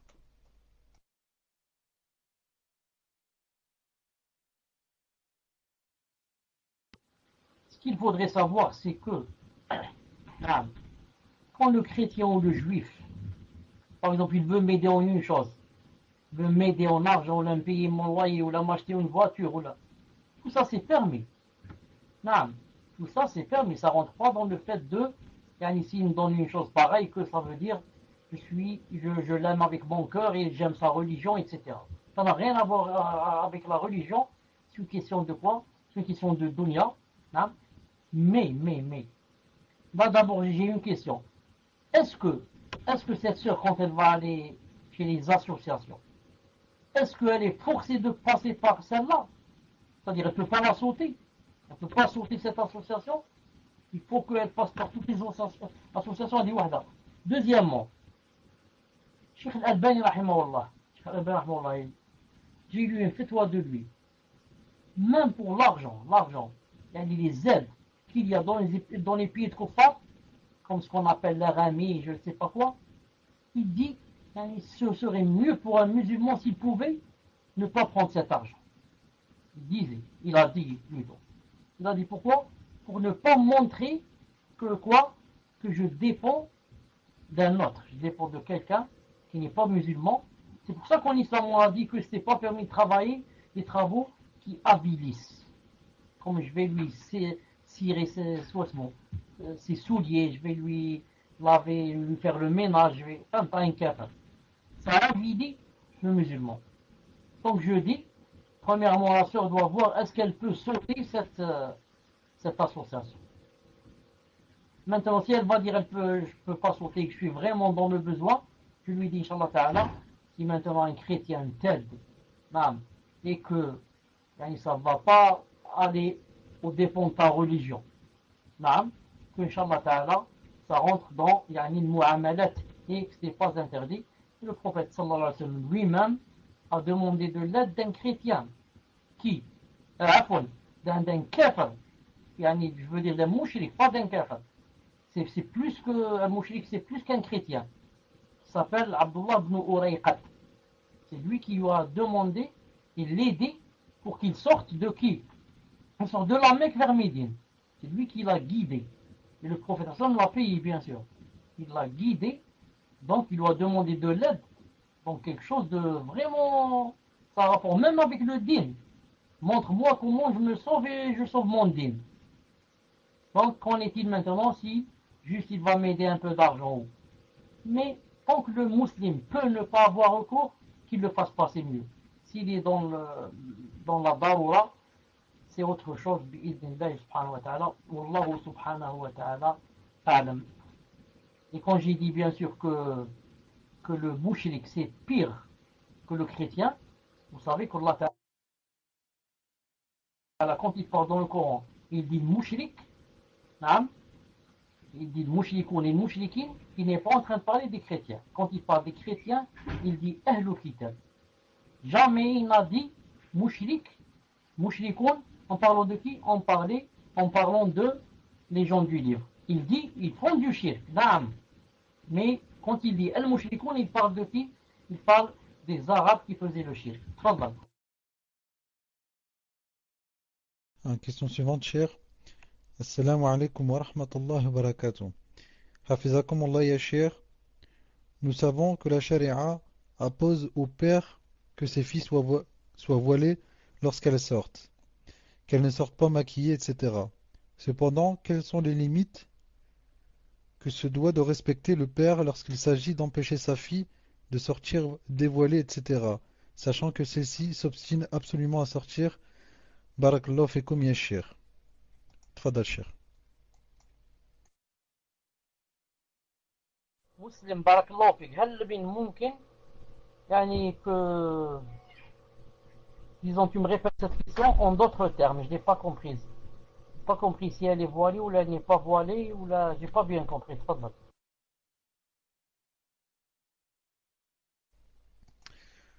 Naam Cheikh. Il dit que la charia impose au père que ses filles soient voilées. Walakin il dit, lorsque les filles s'obstinent et ne veulent pas donc se voiler et malgré cela sortir, donc sortir sans le voile. Il demande en fait quelles sont les limites de ce père par rapport à ses filles qui s'obstinent donc à sortir sans le voile. Tafadal Cheikh.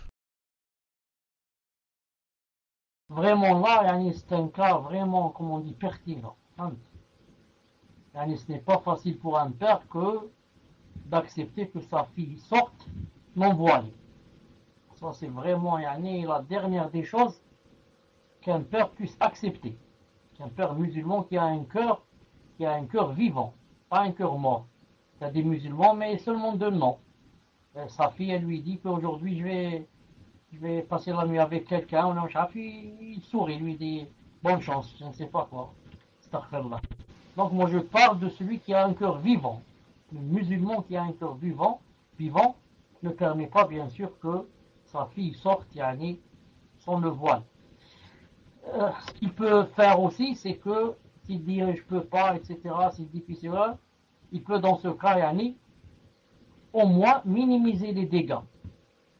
Minimiser les dégâts, c'est-à-dire qu'elle sorte avec un voile qui n'est pas un djilbab, qui est tout juste un hijab, c'est mieux que par exemple, elle sorte avec une jupe. Comprenez? Et si elle sort avec une abaya, c'est mieux que de sortir avec une jupe et comme ça. Donc, il voit comment minimiser les dégâts, au moins que devant Allah subhanahu wa ta'ala, il a fait ce qu'il a pu faire tout en se désavouant de ce comportement.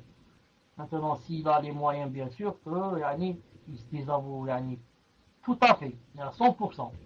Non, tu ne mets pas le voile ou là, maintenant, là, c'est terminé entre nous. Sinon, qu'il accepte comme ça que sa fille sorte, que dans son cœur, il est content ou là il s'en fout. Cela est très difficile demain lorsqu'il va rencontrer Allah subhanahu wa ta'ala. De toute façon, lui, il dit, Inch'Allah ta'ala, de faire le maximum. Comme a dit Ibn Taymiyyah, il a dit, quand c'est impossible qu'il y ait une lumière parfaite, on accepte alors de la lumière avec quoi? Avec de l'obscurité. Vous comprenez? Quand c'est impossible que j'ai seulement de la lumière, alors ça fait rien, j'accepte de la lumière avec un peu d'obscurité. C'est mieux que l'obscurité totale. Obscurité où il y a lumière, c'est mieux que obscurité totale. Si je ne peux pas la forcer à ce qu'elle mette le djilbab, etc., au moins je la force à ce qu'elle mette quelque chose qui cacherait tout son corps. Quelque chose qui cacherait tout son corps, quelque chose qui cacherait ses cheveux. Je fais ce que je peux de mon mieux et je dis à Allah subhanahu wa ta'ala que vous êtes témoin que je n'ai pas pu faire plus que cela. Non. Allah subhanahu wa ta'ala alam. Tfaddal. Question suivante.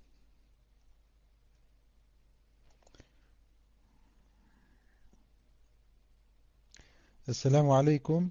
Qu'Allah vous récompense cher pour tout ce que vous faites pour nous, ainsi que les admins. Je vis avec ma mère et mon beau-père. Quant à mon père, il est parti vivre à l'étranger depuis 11 ans, et cela fait bientôt 7 ans que je ne l'ai pas revu. J'entretiens des relations avec lui par téléphone 1 à 2 fois par mois, par respect, walhamdulillah. Mais il ne me connaît qu'en surface. Il ne sait pas que je porte le djilbab et que je suis chez moi, Et que suis chez moi? Et quel est mon minhaj, etc. J'évite de rentrer dans les détails avec lui pour que l'on continue à avoir une relation. Mais mon père n'a rien prévu pour moi niveau mariage. Il voudrait juste que je fasse des études sans arrêt. J'ai un frère salafi à l'étranger, cependant c'est dur pour lui de me trouver un mari car mon père n'aime pas les gens sur la sunna et il est très dur avec ça. J'aimerais avoir vos conseils, cher, pour adoucir mon père et me marier. Barakallahu fikum, cher. Tfadal, cher. En fait, c'est malheureux qu'il y ait des pères pareils. C'est malheureux qu'il y ait des pères qui sont loin de leurs enfants, et au point ils ne savent même pas ni ce qu'ils font, ni comment ils vivent, ni s'ils sont musulmans ou pas, ni... Subhanallah al-azim wa la hawla wa la quwwata. Allah al-musta'an. Qu'est-ce qu'on dit? On dit Allah subhanahu wa ta'ala al-musta'an. Non. Donc, la fille a dit, elle continue à entretenir quand même des liens avec son père, car même s'il devient chrétien, même si son père, la qaddar Allah, devient chrétien, elle doit quoi, continuer à avoir des liens avec lui, et avoir un bon comportement avec lui, même si j'ai dit, même s'il apostasie. Al-Muhim. Maintenant, lorsque viendra le moment du mariage, elle verra comment, ou bien c'est lui qui la marie, même si c'est de loin par internet, par téléphone, comme a dit Cheikh Ben Baz, rahimahullah, ou bien il donne la tutelle à son frère, ou bien elle lui soustrait la tutelle pour qu'elle donne à son frère, et son frère peut-être que il assistera au mariage, ce sera encore mieux. Mais ce que je lui conseille, c'est subhanallah, d'obéir à Allah subhanahu wa ta'ala au maximum et de faire des doigts. Et Allah subhanahu wa ta'ala, quand il sait ce qu'il y a dans les cœurs, et il ne laissera pas une personne qui est sincère avec lui, et lui fera une solution tôt ou tard, bi'idhnillahi ta'ala. Tôt ou tard, il lui fera une solution, bi'idhnillahi ta'ala. Tfaddal. Question suivante. Salam alaikum wa rahmatullahi wa barakatuh. Qu'Allah Azza wa Jal vous préserve, cher. Concernant la prière de la femme, je suis de l'avis de Cheikh Al-Albani, rahimahullah, qui est de cacher ses pieds durant la prière. Donc à chaque fois que je prie, je mets une longue robe avec chaussettes, mais de temps en temps, lorsque je m'incline, la robe se relève un peu, et on voit le bout de mes pieds. Est-ce que ma prière est quand même valide? Barakallahu fikum. Tfadal, Cheikh. Non, même en prenant l'avis de Cheikh Al-Albani, rahimahullah, qui dit qu'elle doit cacher ses pieds, et c'est je crois l'avis le plus juste, d'après le hadith de Salama, quand on lui a posé la question, comment faisiez-vous la prière au temps du prophète, elle a dit avec un khimar, et quoi? Elle a dit une abaya, c'est-à-dire quelque chose qui commence par les épaules, par la tête. Elle a dit, et dira, on dit en arabe dira, elle a dit, c'est-à-dire abaya, elle a dit dira, qui commence des épaules jusqu'à ce qu'il cache les pieds. Elle a dit comme ça, il cache les pieds. Yurayib anil qadamain. Donc je dis, même en prenant cet avis qui est le plus fort, que on doit cacher ses pieds lors de la prière, c'est-à-dire les femmes. Maintenant, si on s'incline ou bien on se prosterne et qu'il y a un endroit de nos pieds qui devient visible, si maintenant dans la position où on peut le cacher, on le cache. Si on ne peut pas ou bien on n'a pas remarqué et il a été visible, et même si un homme l'a vu, il a été visible, la salat est toujours valide. Pourquoi? Parce que je n'ai pas fait exprès. J'avais pas su qu'il était visible, ou bien il a été visible, mais je n'ai pas pu le cacher, il n'y a pas comment. En ce cas, la prière est valide, Inch'Allah Ta'ala. Fadlan. Question suivante. Assalamu alaikum wa rahmatullahi wa barakatuh, Cheikh. Hayakumullah wa barakallahu fikum pour tout le bien que vous nous apportez. Qu'Allah subhanahu wa ta'ala vous accorde al-Jannah, al-Firdaus al-A'la, ainsi qu'à tous les musulmans. Bismillah. J'ai une proposition de mariage et un de mes mahrams veut m'offrir le Hajj, Inch'Allah. Ma question est, puis-je poser comme condition au frère qui souhaite m'épouser qu'il me laisse faire mon Hajj avec mon mahram? Et si ce frère refuse, que dois-je faire, sachant que c'est une opportunité que je n'aurai peut-être plus? Accepter son refus et me marier avec lui ou aller au Hajj et refuser la demande en mariage? J'aimerais, cher, que vous m'éclaircissiez là-dessus. Jazakumullahu khayran. Tfadal, cher. Naam,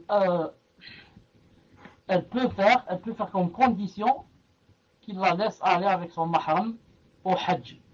Et si c'est un frère et un bon frère, et un frère, Inch'Allah ta'ala, masha'Allah, je ne pense pas qu'il refuserait, bi'idhnillah subhanahu wa ta'ala. Naam. Maintenant, si jamais il refuse, on va voir, pour pouvoir lui répondre, on va voir, est-ce qu'elle est du genre qui a les prétendants? Il y a des sœurs qui sont du genre qui n'ont pas de prétendants. Pourquoi? Parce que peut-être qu'elles sont pas connues du tout. Ou alors dans des endroits où il n'y a pas de prétendants. Ou alors elle a un empêchement. Son père n'est pas bien, par exemple, ou sa mère. Donc si les prétendants n'aiment pas, même si elle est bien, mais ils n'aiment pas ce genre de famille. Maintenant on va voir si elle est le genre qui a des prétendants et qui, de l'autre côté, n'a pas peur des fitna. Je lui conseille d'abord d'aller au Hajj. Quand elle revient, elle aura tout le temps, Inch'Allah ta'ala, de se marier.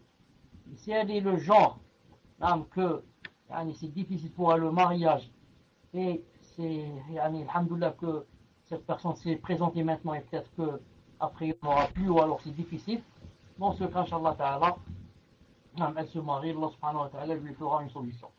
Mais sinon, c'est le Hajj, c'est très important. Car le hadith a dit quoi? A dit que, il a dit, hâtez-vous et pressez-vous pour aller au Hajj. Il a dit, on ne sait jamais que, l'occasion, qu'il y ait des empêchements et qu'il n'y aura pas d'occasion. Naam, tfaddal. Wallahu subhanahu wa ta'ala a'lam. Question suivante. Assalamu alaikum wa rahmatullah à tous. Cher, pourriez-vous me dire si j'ai le droit de porter un jour le hijab et un jour le djilbab?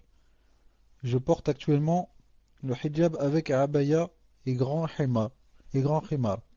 Et j'aimerais mettre le djilbab, mais j'ai peur de regretter. Donc j'aimerais savoir si je peux porter les deux en attendant de m'habituer définitivement au port du djilbab seul ou non. Barakallahu fikum, qu'Allah vous place au Firdaus. Tfadal Cheikh. Premièrement, je dis à cette personne, puisse Allah subhanahu wa ta'ala t'aider, raffermir ton cœur, que en mettant le djilbab, Inch'Allah ta'ala, tu ne vas pas regretter. Pourquoi? Car ta cause est pour qui? Pour Allah subhanahu wa ta'ala et wujhihi. Subhanahu wa ta'ala, son visage, lui seul. Je ne vais pas le mettre à cause des voisins, ni à cause de mes amis, ni à cause de X ou Y. Je vais le mettre car Allah ta'ala l'a imposé. Ensuite, je n'ai pas d'autre choix. Je dois le mettre. Non. Donc Allah ta'ala l'a imposé. Moi, il faut que je vainque mes passions, mes désirs, mes ceci. Je ne me commande pas. Allah ta'ala qui m'a créé, c'est lui qui m'a demandé ou l'a ordonné de prier, de faire la zakat, d'aller au hajj, de faire le jeûne et de mettre aussi le djilbab. Donc je n'ai pas d'autre choix. Je le mets, Inch'Allah ta'ala. Allah ta'ala m'aidera. Ce sera difficile les deux premières sorties, 2 ou 3 premières. Ensuite, ça va être normal, tout à fait normal, à 100%. Et pour toi, et pour tous les gens. Pour tous les gens qui t'ont jamais vu avec le djilbab, ça va être très normal. Non, ça va être très normal. C'est pour ça, Inch'Allah ta'ala, je te conseille, Inch'Allah ta'ala, de le mettre, ou toi qu'il est Allah subhanahu wa ta'ala. Allah subhanahu wa ta'ala va raffermir ton cœur et de remplir ton cœur de bonheur, Inch'Allah ta'ala. Maintenant, si tu risques tu sais que tu ne vas pas le mettre, tu dis non, c'est difficile, j'ai pas encore la foi et ceci, cela, il vaut mieux, puisque tu dis que tu peux le mettre et puis l'enlever, le mettre et l'enlever. Toi, mets-le et essaye. Mets-le et essaye. Et tu verras qu'Inch'Allah, Allah subhanahu wa ta'ala va descendre quelque chose sur ton cœur. Et tu verras que, yani, Allah subhanahu wa ta'ala, que dans cette vie, avant l'au-delà, yani, il descend des choses dans le cœur, la sérénité, la rahma, l'apaisement. Tu verras, Inch'Allah ta'ala, le bonheur que tu trouveras, bi'idhnillah subhanahu wa ta'ala. Tfadlal. Question suivante. Assalamu alaikum wa rahmatullahi wa barakatuh, cher. Quel conseil pour celui qui est en quête de savoir et les pièges à éviter? Méthode, apprendre l'arabe ou le Coran ou les livres des ulama en premier. Comportement, modestie, etc. Et une suggestion, cher, serait-il possible d'étudier Tasfiya wa Tarbiya, le livre de Cheikh Al-Albani rahimahullah, car il n'existe pas en français. Barakallahu fikum, cher, ainsi que les admins, qu'Allah subhanahu wa ta'ala nous fasse profiter encore longtemps de cette ni'ma qu'est sa science. Tfadal, cher. Barakallahu fikum pour les doigts, et puis Allah subhanahu wa ta'ala généralise ces doigts sur toutes les personnes qui sont avec nous sur le salon bi'idhni Rabbi Azza wa Jal. Pour la science, donc, ce qu'il faudrait savoir, c'est que le chemin de la science, c'est un chemin yani, long. La science n'est pas yani, quelques mois, quelques années, on va dire, j'ai de la science, j'arrête. Il n'y a pas un niveau où on doit s'arrêter. Car chaque jour que tu apprends, chaque jour que tu apprends, tu dis quoi? Tu dis, Allah, je suis ignorant. Et le contraire. Si jamais tu restes comme ça sans apprendre, tu vas croire que tu es le plus grand savant. Non. Si tu habites à Lyon, et ça fait 4 ou 5 ans que tu n'as lu aucun livre, tu vas dire je suis le savant de Lyon. Il y a des gens qui ont des fatwas qui viennent chez moi, alors que ça fait 5 ans que tu n'as lu aucun livre. Allah l'adem, shaitan comment il fait. Et par contre, quand tu commences à lire, et lire jour et nuit, et écouter les cassettes, et faire des efforts, et à chaque fois que tu apprends, tu dis Subhanallah l'adem, j'étais vraiment dans l'ignorance. Je suis vraiment ignorant. Il reste beaucoup de choses à apprendre. C'est une mer qui n'a pas de fond. Une mer qui n'a pas de fond. Plus tu descends, plus c'est encore possible de descendre. Il n'y a pas de fond.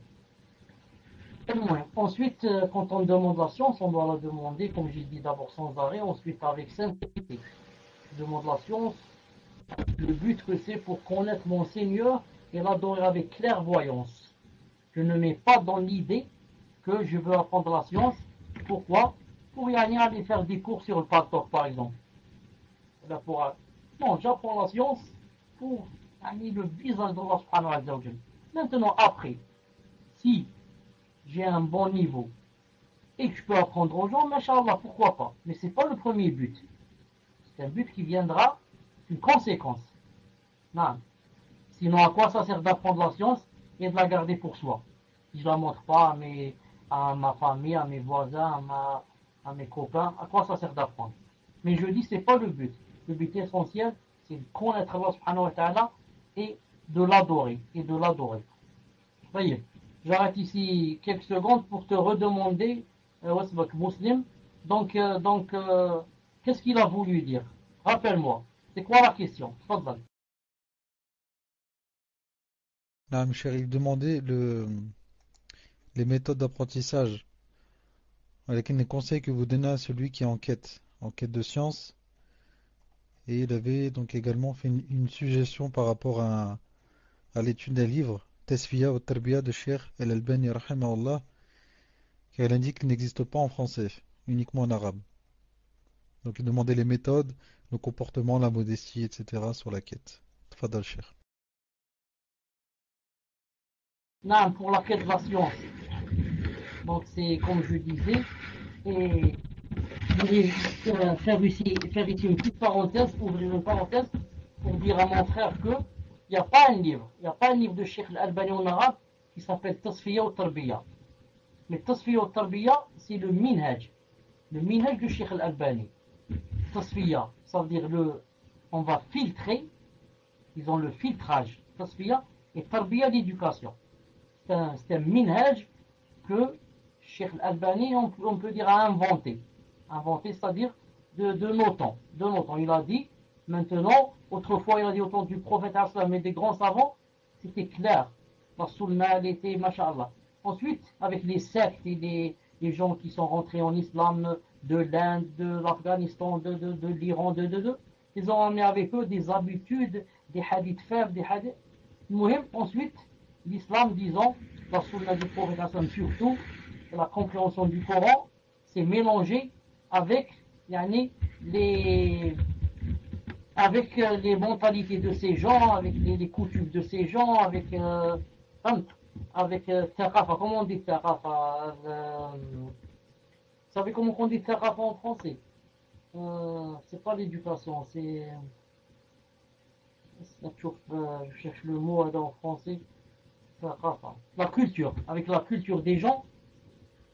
Alors Cheikh Al-Albani a dit maintenant, comment faire pour apprendre aux gens l'islam? L'islam est tout mélangé, la sunna est tout mélangé, les habitudes, etc. Il a dit, on va faire deux choses. On va faire le filtrage. On va filtrer cet islam pour faire sortir le faux du vrai, les vrais hadiths du faux, les vrais sunnahs des bid'ah. Donc il a dit tasfiya, filtrage. Maintenant que j'ai filtré, là je sais que voilà ce qui est juste, voilà ce qui est faux. Qu'est-ce que je fais? J'applique. Tarbiya. Je commence à appliquer et à m'éduquer sur ce que j'ai appris. À quoi ça sert que je sache que le prophète islam mettait le siwak avant de faire la prière? Et moi je ne fais pas le siwak. Que le prophète islam mangeait de 3 doigts. Et moi je mange avec 5 doigts. Que le prophète islam par exemple faisait telle chose. Et moi je fais le contraire. Donc à quoi ça sert que j'ai fait le filtrage? Pour apprendre, et quand j'ai appris, je n'applique pas. Il a dit tarbiya. Donc, tasfiya tarbiya, je ne connais aucun livre qui s'appelle tasfiya tarbiya, mais c'est le minhaj de Cheikh Al-Albani rahimahullah qui dit on va filtrer, ensuite on va appliquer. Filtrer et appliquer, si je puis dire. Et ensuite, je veux dire aussi à ce frère que quand on va apprendre, Inch'Allah Ta'ala, sache que le fait d'apprendre le Coran, tout le Coran, par cœur, n'est pas une obligation. Non, n'est pas une obligation. Tu peux apprendre, par exemple, quelques sourates. Et puis c'est une chose, tu as devant toi à vie. Tu as 20, 30, 40, 50 ans pour apprendre. Non. Mais le plus important, c'est d'apprendre la science, d'apprendre la aqidah, d'apprendre le fiqh, comment prier, comment faire le hajj si tu vas aller au hajj. Quelles sont les règles du jeûne? Quelles sont les règles de l'égorgement si tu vas égorger? Quelles sont les règles du mariage si tu vas te marier? Et comme ça, tout en étant, comme tu as dit, modeste. Et on ne peut être modeste que si on cherche le visage d'Allah subhanahu wa ta'ala. Toute personne qui cherche avec la science le visage d'Allah ta'ala, elle devient modeste. Et toute personne qui cherche avec sa science comment montrer aux gens que j'ai appris, que j'ai de la science, je suis un savant, c'est-à-dire faire de l'ostentation, toutes ces personnes ne peuvent jamais être modestes. Jamais. Au contraire, elles font de l'ostentation. Il faut que les gens les voient, car c'est pas pour Allah subhanahu wa ta'ala. Donc si c'était à choisir entre apprendre, pas pour Allah, et rester ignorant, en étant sincère avec Allah, je préfère rester ignorant. Je préfère rester ignorant en étant sincère avec Allah subhanahu wa ta'ala que d'étudier la science pour faire de l'ostentation. Car les 3 premières personnes qui vont être jetées à l'enfer Yom al-Qiyamah, c'est qui? D'après le hadith de Abi Huraira dans Muslim, mais aussi Bukhari, c'est qui? C'est entre les 3, c'est la personne qui a demandé la science, mais pas pour le visage d'Allah. Et les 2 autres, la personne qui dépensait son argent aux pauvres, mais pas pour le visage d'Allah. Pour qu'on dise d'elle, elle est généreuse. Et la première, pour qu'on dise d'elle, elle est savante. Et la troisième, la personne qui est allée au djihad, mais pas pour Sabillah. Pour que les gens disent d'elle, masha'Allah, comme elle est courageuse. Donc les 3 personnes faisaient l'ostentation, puisse Allah subhanahu wa ta'ala nous préserver. Tfadal. Question suivante, cher. Salam alaikum wa rahmatullahi wa barakatuh, cher. Ahsan Allahu ilaykum. Je viens à vous afin que vous nous fassiez nasiha Inch'Allah. Voici ma situation actuelle. Je suis marié, walhamdulillah, mais je ne vis pas encore avec mon mari. Au début, on s'appelait souvent, mon mari et moi, puis il ne supportait plus. Maintenant, on a trouvé un compromis. Hmm. Maintenant, nous avons trouvé un compromis, c'est de s'appeler 3 fois par jour. Walhamdulillah, mais mon mari est quelqu'un de nerveux. Il s'énerve beaucoup et met la faute sur moi. Parfois même, il dit des injures et éteint son téléphone ou ne répond plus à mes appels. J'ai parfois l'impression qu'il me délaisse car je ne le vois pas tous les jours. Et quand il me fait ça par téléphone, je sens qu'il me délaisse et parfois même qu'il oublie que je suis son épouse. Cela m'attriste beaucoup et me rend malade. J'aimerais trouver une issue favorable et qu'il prenne du temps pour moi, pour me parler, prendre de mes nouvelles, car ceci est mon droit et son devoir. Quels conseils pourriez-vous donner à mon mari et moi-même? Quel comportement devrais-je adopter quand il s'énerve et quand il me raccroche au nez? Dois-je cesser de l'appeler un petit moment? Barakallahu fikum. Tfadal, Cheikh. نعم. Donc Abu Abdillah, c'est sûr qu'il m'a pas vu. المهم, je veux dire que c'est dommage. C'est dommage chez vous. Et je l'ai remarqué maintenant que ça fait longtemps que je vous donne des cours, c'est-à-dire que je suis avec vous. C'est dommage que beaucoup de sœurs chez vous se marient mais restent chez elles. C'est très dommage. Chez nous, ça n'existe pas ça. Quand quelqu'un se marie, il doit être avec sa femme. Maximum peut-être une semaine ou 10 jours chez elle. Non, ou un mois, le temps qu'il se prépare. Mais rester comme ça, j'ai entendu plusieurs fois que la sœur, elle te dit, ça fait une année qu'on est mariés, ou 2 ans, et moi je suis chez mes parents, lui chez ses parents. C'est pas ça le vrai mariage. Non, le vrai mariage, c'est là où ils sont ensemble, tout le temps. Sauf, il y a des cas spéciaux, ils voyagent, ou ils vont au hajj, ou là. المهم. Qu'est-ce que je voulais dire aussi? Le défaut aussi, quand on n'est pas ensemble, et qu'elle est chez elle, et lui chez lui, c'est que lorsqu'ils commencent à se parler au téléphone, ensuite, on commence à découvrir, chacun découvre chez l'autre des défauts. Elle dit, il s'énerve beaucoup, lui il dit, elle est ceci, elle est cela. Quand il commence à se trouver des défauts, et, si je puis dire, avant qu'ils ne consomment le mariage, que ne vienne la fête, etc., ils commencent à se lasser l'un de l'autre. Ils ont beaucoup parlé au téléphone, ils ont parlé de choses vraiment, peut-être ils sont allés loin, ils ont beaucoup discuté, beaucoup ri, beaucoup là. Ils ont maintenant presque marre l'un de l'autre. Maintenant, le mariage commence à perdre son charme. Tandis que quand il se marie, sans qu'il lui parle, sans que ceci, sans que cela, il n'attend que le temps de la rencontrer. Elle n'attend que cela. Ensuite, ils sont heureux la première semaine. Ils se découvrent. Ils se découvrent de caractère de tout. Ils commencent à s'aimer, à ceci. Maintenant, quand je me marie, quand elle est chez elle et chez moi, et tout le temps on est en train de parler au téléphone du matin au soir, c'est pour ça que je dis à cette soeur, quand elle dit qu'il commence à s'énerver, etc., non, tu peux, de temps en temps, fermer ton téléphone. Je n'ai pas obligé de parler tout le temps et beaucoup, et surtout quand la personne est énervée, ça risque de l'énerver encore plus. Il faudrait, Inch'Allah Ta'ala, comment trouver, comment s'arranger au maximum. S'arranger au maximum, que quand le mari s'énerve, essayer de trouver, c'est pas rouspéter, crier, lui dire pourquoi tu dis ceci, cela. Non, au contraire, c'est comme a dit le prophète sallallahu alayhi wa sallam. Quand quelqu'un s'énerve, s'il est debout, il s'assoit, s'il est assis, il se met sur son flanc. Et comme on dit aussi les savants, s'il va faire le wudu, c'est encore mieux.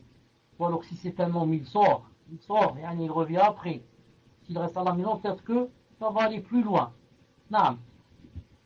tout en sachant que ce qu'il y a entre les couples, yani comme dispute, comme incompréhension, comme ça, il y aura toujours jusqu'à la fin du monde. Il faudrait que vous sachiez ça. Il y aura toujours jusqu'à la fin du monde.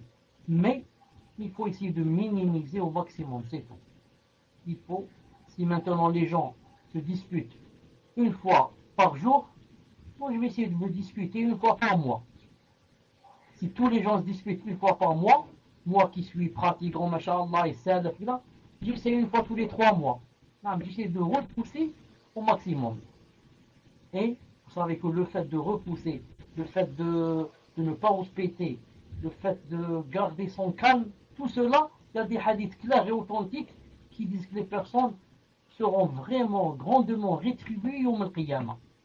Je vous rappelle le hadith du prophète sallallahu alayhi wa sallam qui dit que toute personne qui on la mise en colère et qui peut, c'est-à-dire se venger, peut avoir le dessus, mais ne le fait pas. Ne le fait pas pour Allah. Et garde sa colère dans son cœur, que Yom al-Qiyamah, Allah subhanahu wa ta'ala, fera venir cette personne au milieu de toutes les autres. Pas seulement avec Allah. Seul Allah et cette personne. Non. La personne Allah et Allah toutes les créatures. Si c'est un homme, il lui dira choisis parmi les femmes du paradis de ce que tu voudras. Si c'est un homme, il va lui dire choisis parmi les hommes, choisis parmi les femmes du paradis de celles que tu voudras. 10, 20, 30, 100, comme tu veux. Juste pour avoir gardé quoi cette chose dans son cœur. Si c'est une femme, le hadith n'a pas cité c'est quoi. Le hadith n'a pas cité c'est quoi, mais sûrement que Allah subhanahu wa ta'ala lui donnera l'équivalent. Lui donnera l'équivalent de ce qu'il donne à l'homme. Et au Qiyamah, il n'y a pas de... Quand Allah il donne une chose à un homme, il ne donne pas à la femme. Tout ce qu'il donne à l'homme, il donne à la femme. Donc, il faut que nous sachions que le fait de garder sa colère et de la maîtriser pour Allah subhanahu wa ta'ala, qu'on a quoi? Qu'on a de grandes récompenses. Nous, subhanallah, notre colère, c'est un mal la colère, ça. C'est un chagrin, c'est un mal. La colère, et le vrai musulman, il peut quoi? Il peut, subhanallah, la rendre quoi? La rendre des récompenses. C'est une colère, normalement, je vais insulter ou je vais dire quelque chose de pas bien. Mais maintenant, moi, j'ai un peu de science, je suis, masha'Allah, salaf, je vais quoi? Je vais profiter de cette colère pour que Allah subhanahu wa ta'ala, je la laisse dans mon cœur, pour que Allah ta'ala me donne des récompenses sur le qiyamah. Donc, Inch'Allah ta'ala, il faut patienter bid'Allah ta'ala, et attendre quand la colère passe, et essayer de faire raisonner le mari. Ça ne veut pas dire que c'est toujours lui qui a le dessus, il dit n'importe quoi. Non, je laisse que la colère passe. Au moment de colère, il ne peut pas accepter. Au moment de colère, quand quelqu'un divorce, c'est pas accepté. Si c'est la grande colère. Donc je laisse que la colère passe et je lui rappelle doucement quel est le vrai comportement du musulman, les hadiths qu'il y a, comment était le prophète Islam, comment étaient les sahaba, comment ceci. Moi, pourquoi je veux me marier avec toi, tu lui dis. Me marier avec toi, je t'ai choisi parce que tu es quelqu'un de masha'Allah apparemment. C'est ce que j'ai cru comprendre. Donc moi je voudrais vivre une vie de vrai musulman. Maintenant si je vais vivre avec toi, alors que je ressens que dans notre liaison, il n'y a aucun islam. C'est juste les apparences. Donc à quoi ça sert? Je vais me marier avec un voyou, ce sera la même chose. Donc, pour Inch'Allah ta'ala, je vais raisonner avec hikmah et sagesse. Wallahu subhanahu wa ta'ala alam. Atfadal s'il y a une dernière question avec laquelle on termine, Inch'Allah ta'ala. Cheikh, Inch'Allah, je vous lis la dernière question. Et je vous ai envoyé en whisper le site de Cheikh Al-Albani, rahimahullah. Et apparemment, en fait, le livre existe bien. Tasfiya ou Tarbiya. Apparemment, c'est un livre qui existe, Cheikh. Et ça serait le 6e en partant de la fin. Donc si vous pouvez regarder, Inch'Allah. Et je vous lis une dernière question. Salam alaikum wa rahmatullah. En ce moment, j'ai beaucoup de mal à faire Salat al-Fajr. Entre parenthèses, pourtant, j'étais une personne qui se levait dès la première minute de la Salat. Je m'inquiète beaucoup car je connais les conséquences de ce grave péché. Donnez-moi un conseil, cher, pour qu'Inch'Allah, je résous ce problème. La question d'une sœur. Tfadal, cher. Tu as dit que la personne était un frère ou une sœur? Muslim, est-ce que tu m'entends?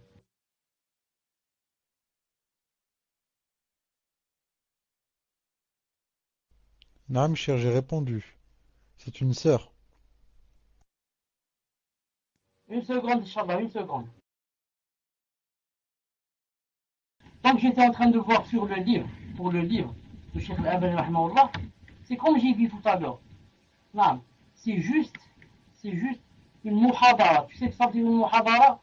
C'est-à-dire, comment on dit muhadara en français? C'est... Tu peux me dire comment on dit muhadara? Non, pas un épître.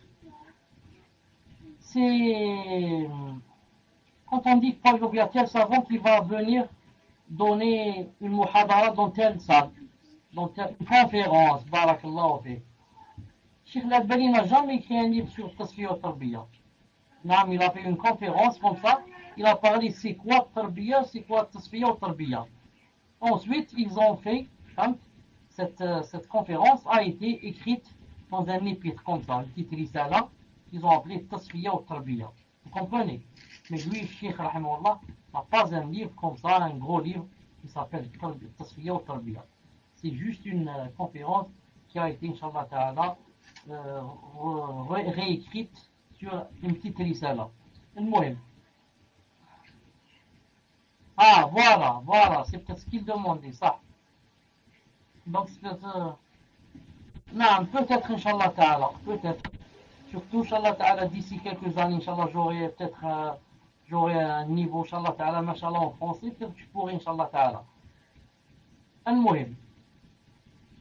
Donc, en tout cas, c'était quoi la question? Est-ce que tu peux me rappeler la question, Barakallahu fik?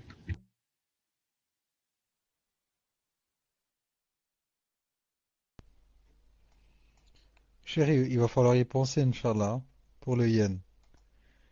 La question c'était sur Salat al-Fajr, cher. Tafaddal. Non, c'est vrai, j'en ai pas mangé aujourd'hui, donc il y a des problèmes. Ça,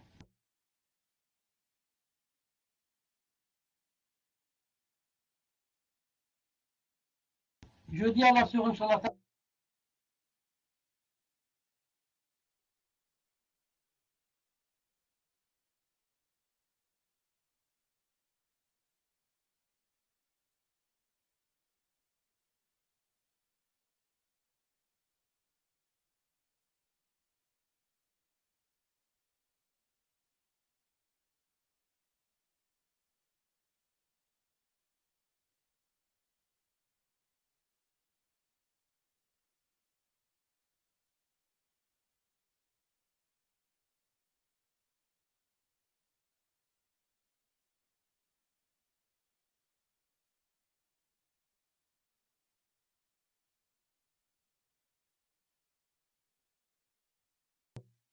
Pour Salat al-Fajr, sache que jusqu'au lever du soleil, il y a un hadith authentique que le prophète sallallahu alayhi wa sallam, lorsqu'il a fait l'ascension, il a rencontré Jibril et il lui a montré ce qui se passait. Entre autres, il a vu des gens qui sont en train d'être châtiés.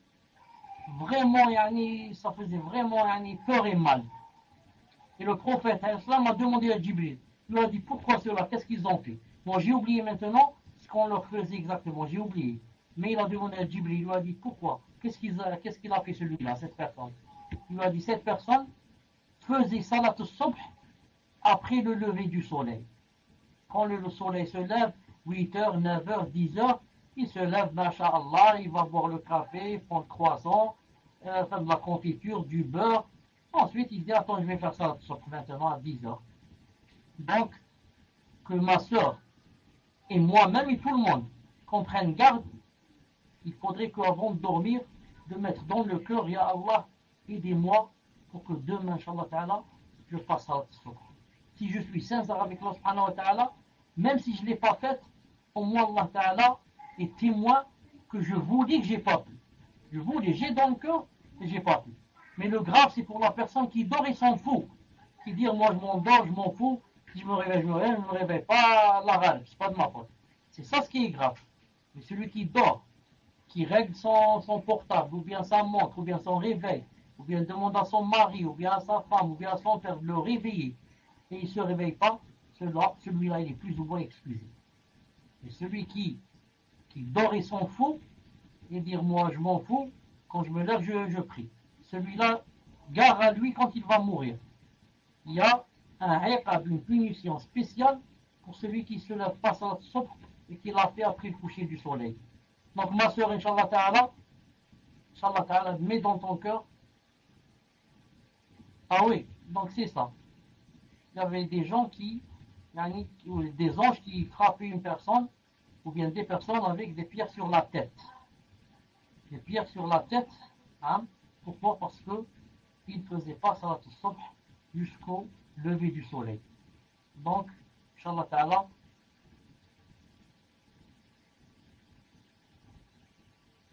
alayhi salam, pour Abu Haïdan, naam, alayhi salam. Donc, Inch'Allah Ta'ala, on devrait tous, avant de dormir, mettre dans le cœur de toi que je voudrais me réveiller pour ça, et prendre aussi des sabab, comme j'ai vu tout à l'heure, le réveil, le portable. Il y a mille et une choses maintenant pour se réveiller, Allah. Et puisse Allah subhanahu wa ta'ala nous aider à faire le bien et aussi faire le maximum pour ne pas beaucoup veiller. Quand on veille, c'est difficile pour se lever le matin. C'est très difficile. Et pour quelqu'un qui a l'habitude de dormir à 21h, 22h, celui-là, Inch'Allah ta'ala, il se réveille facilement. Mais celui qui reste jusqu'à 1h du matin, 2h du matin, il est où? Ou bien en face de la télé, ou bien en train de sur l'internet, je ne sais pas où il rentre. On dit sites, il rentre par là, il sort par là, il rentre par là, il sort par là. Celui-là, je lui dis, tout cela, si tu vas faire passer salat al-subh, tout cela ne va être utile en rien. À quoi ça sert que j'apprenne? Tu as appris tout le Coran de 1h du matin jusqu'à 2h du matin et tu fais pas salat al-subh. À quoi ça sert? Il y a un châtiment qui t'attend. Je préfère faire salat al-subh et ne pas prendre le Coran à 1h du matin. Vous m'avez compris? Celui-là, c'est pour celui qui apprend le Coran à 1h du matin. Qu'en est-il qui, celui à 1h du matin, dit j'ai pas pu me réveiller? Allah ya'afina wa yahdina wa yakun ma'ana wa yuwaffiqna, Allah subhanahu wa ta'ala. Tfadhal muslim. Une seconde, Inch'Allah ta'ala. Muslim, où est-ce que tu es, Inch'Allah ta'ala? Il faut lever ta main, je te vois pas. Tfadhal muslim. Muslim, j'ai rien reçu pour l'instant. Muslim, j'ai pas compris ce que tu vas écrire en PV. La photo, j'ai compris, mais les ktabs, j'ai pas compris. Quel livre il a trouvé? J'ai pas compris.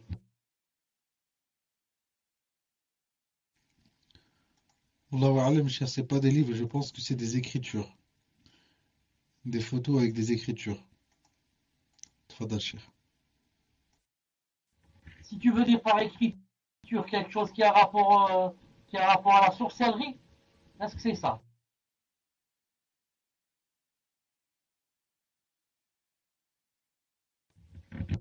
Non, donc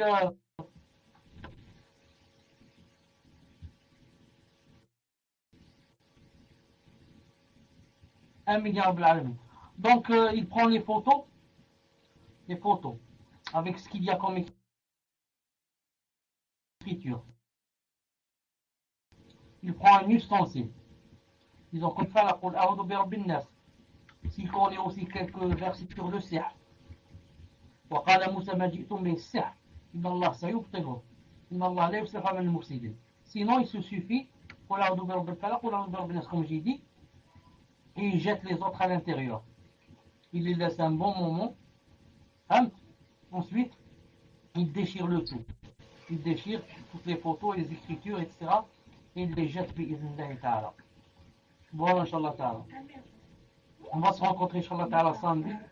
سبحانك اللهم وبحمدك أشهد أن لا إله إلا أنت أستغفرك Salam alaikum wa rahmatullahi wa barakatuh. Un musulman, l'Akh Mohamed, attendez-moi 2 secondes.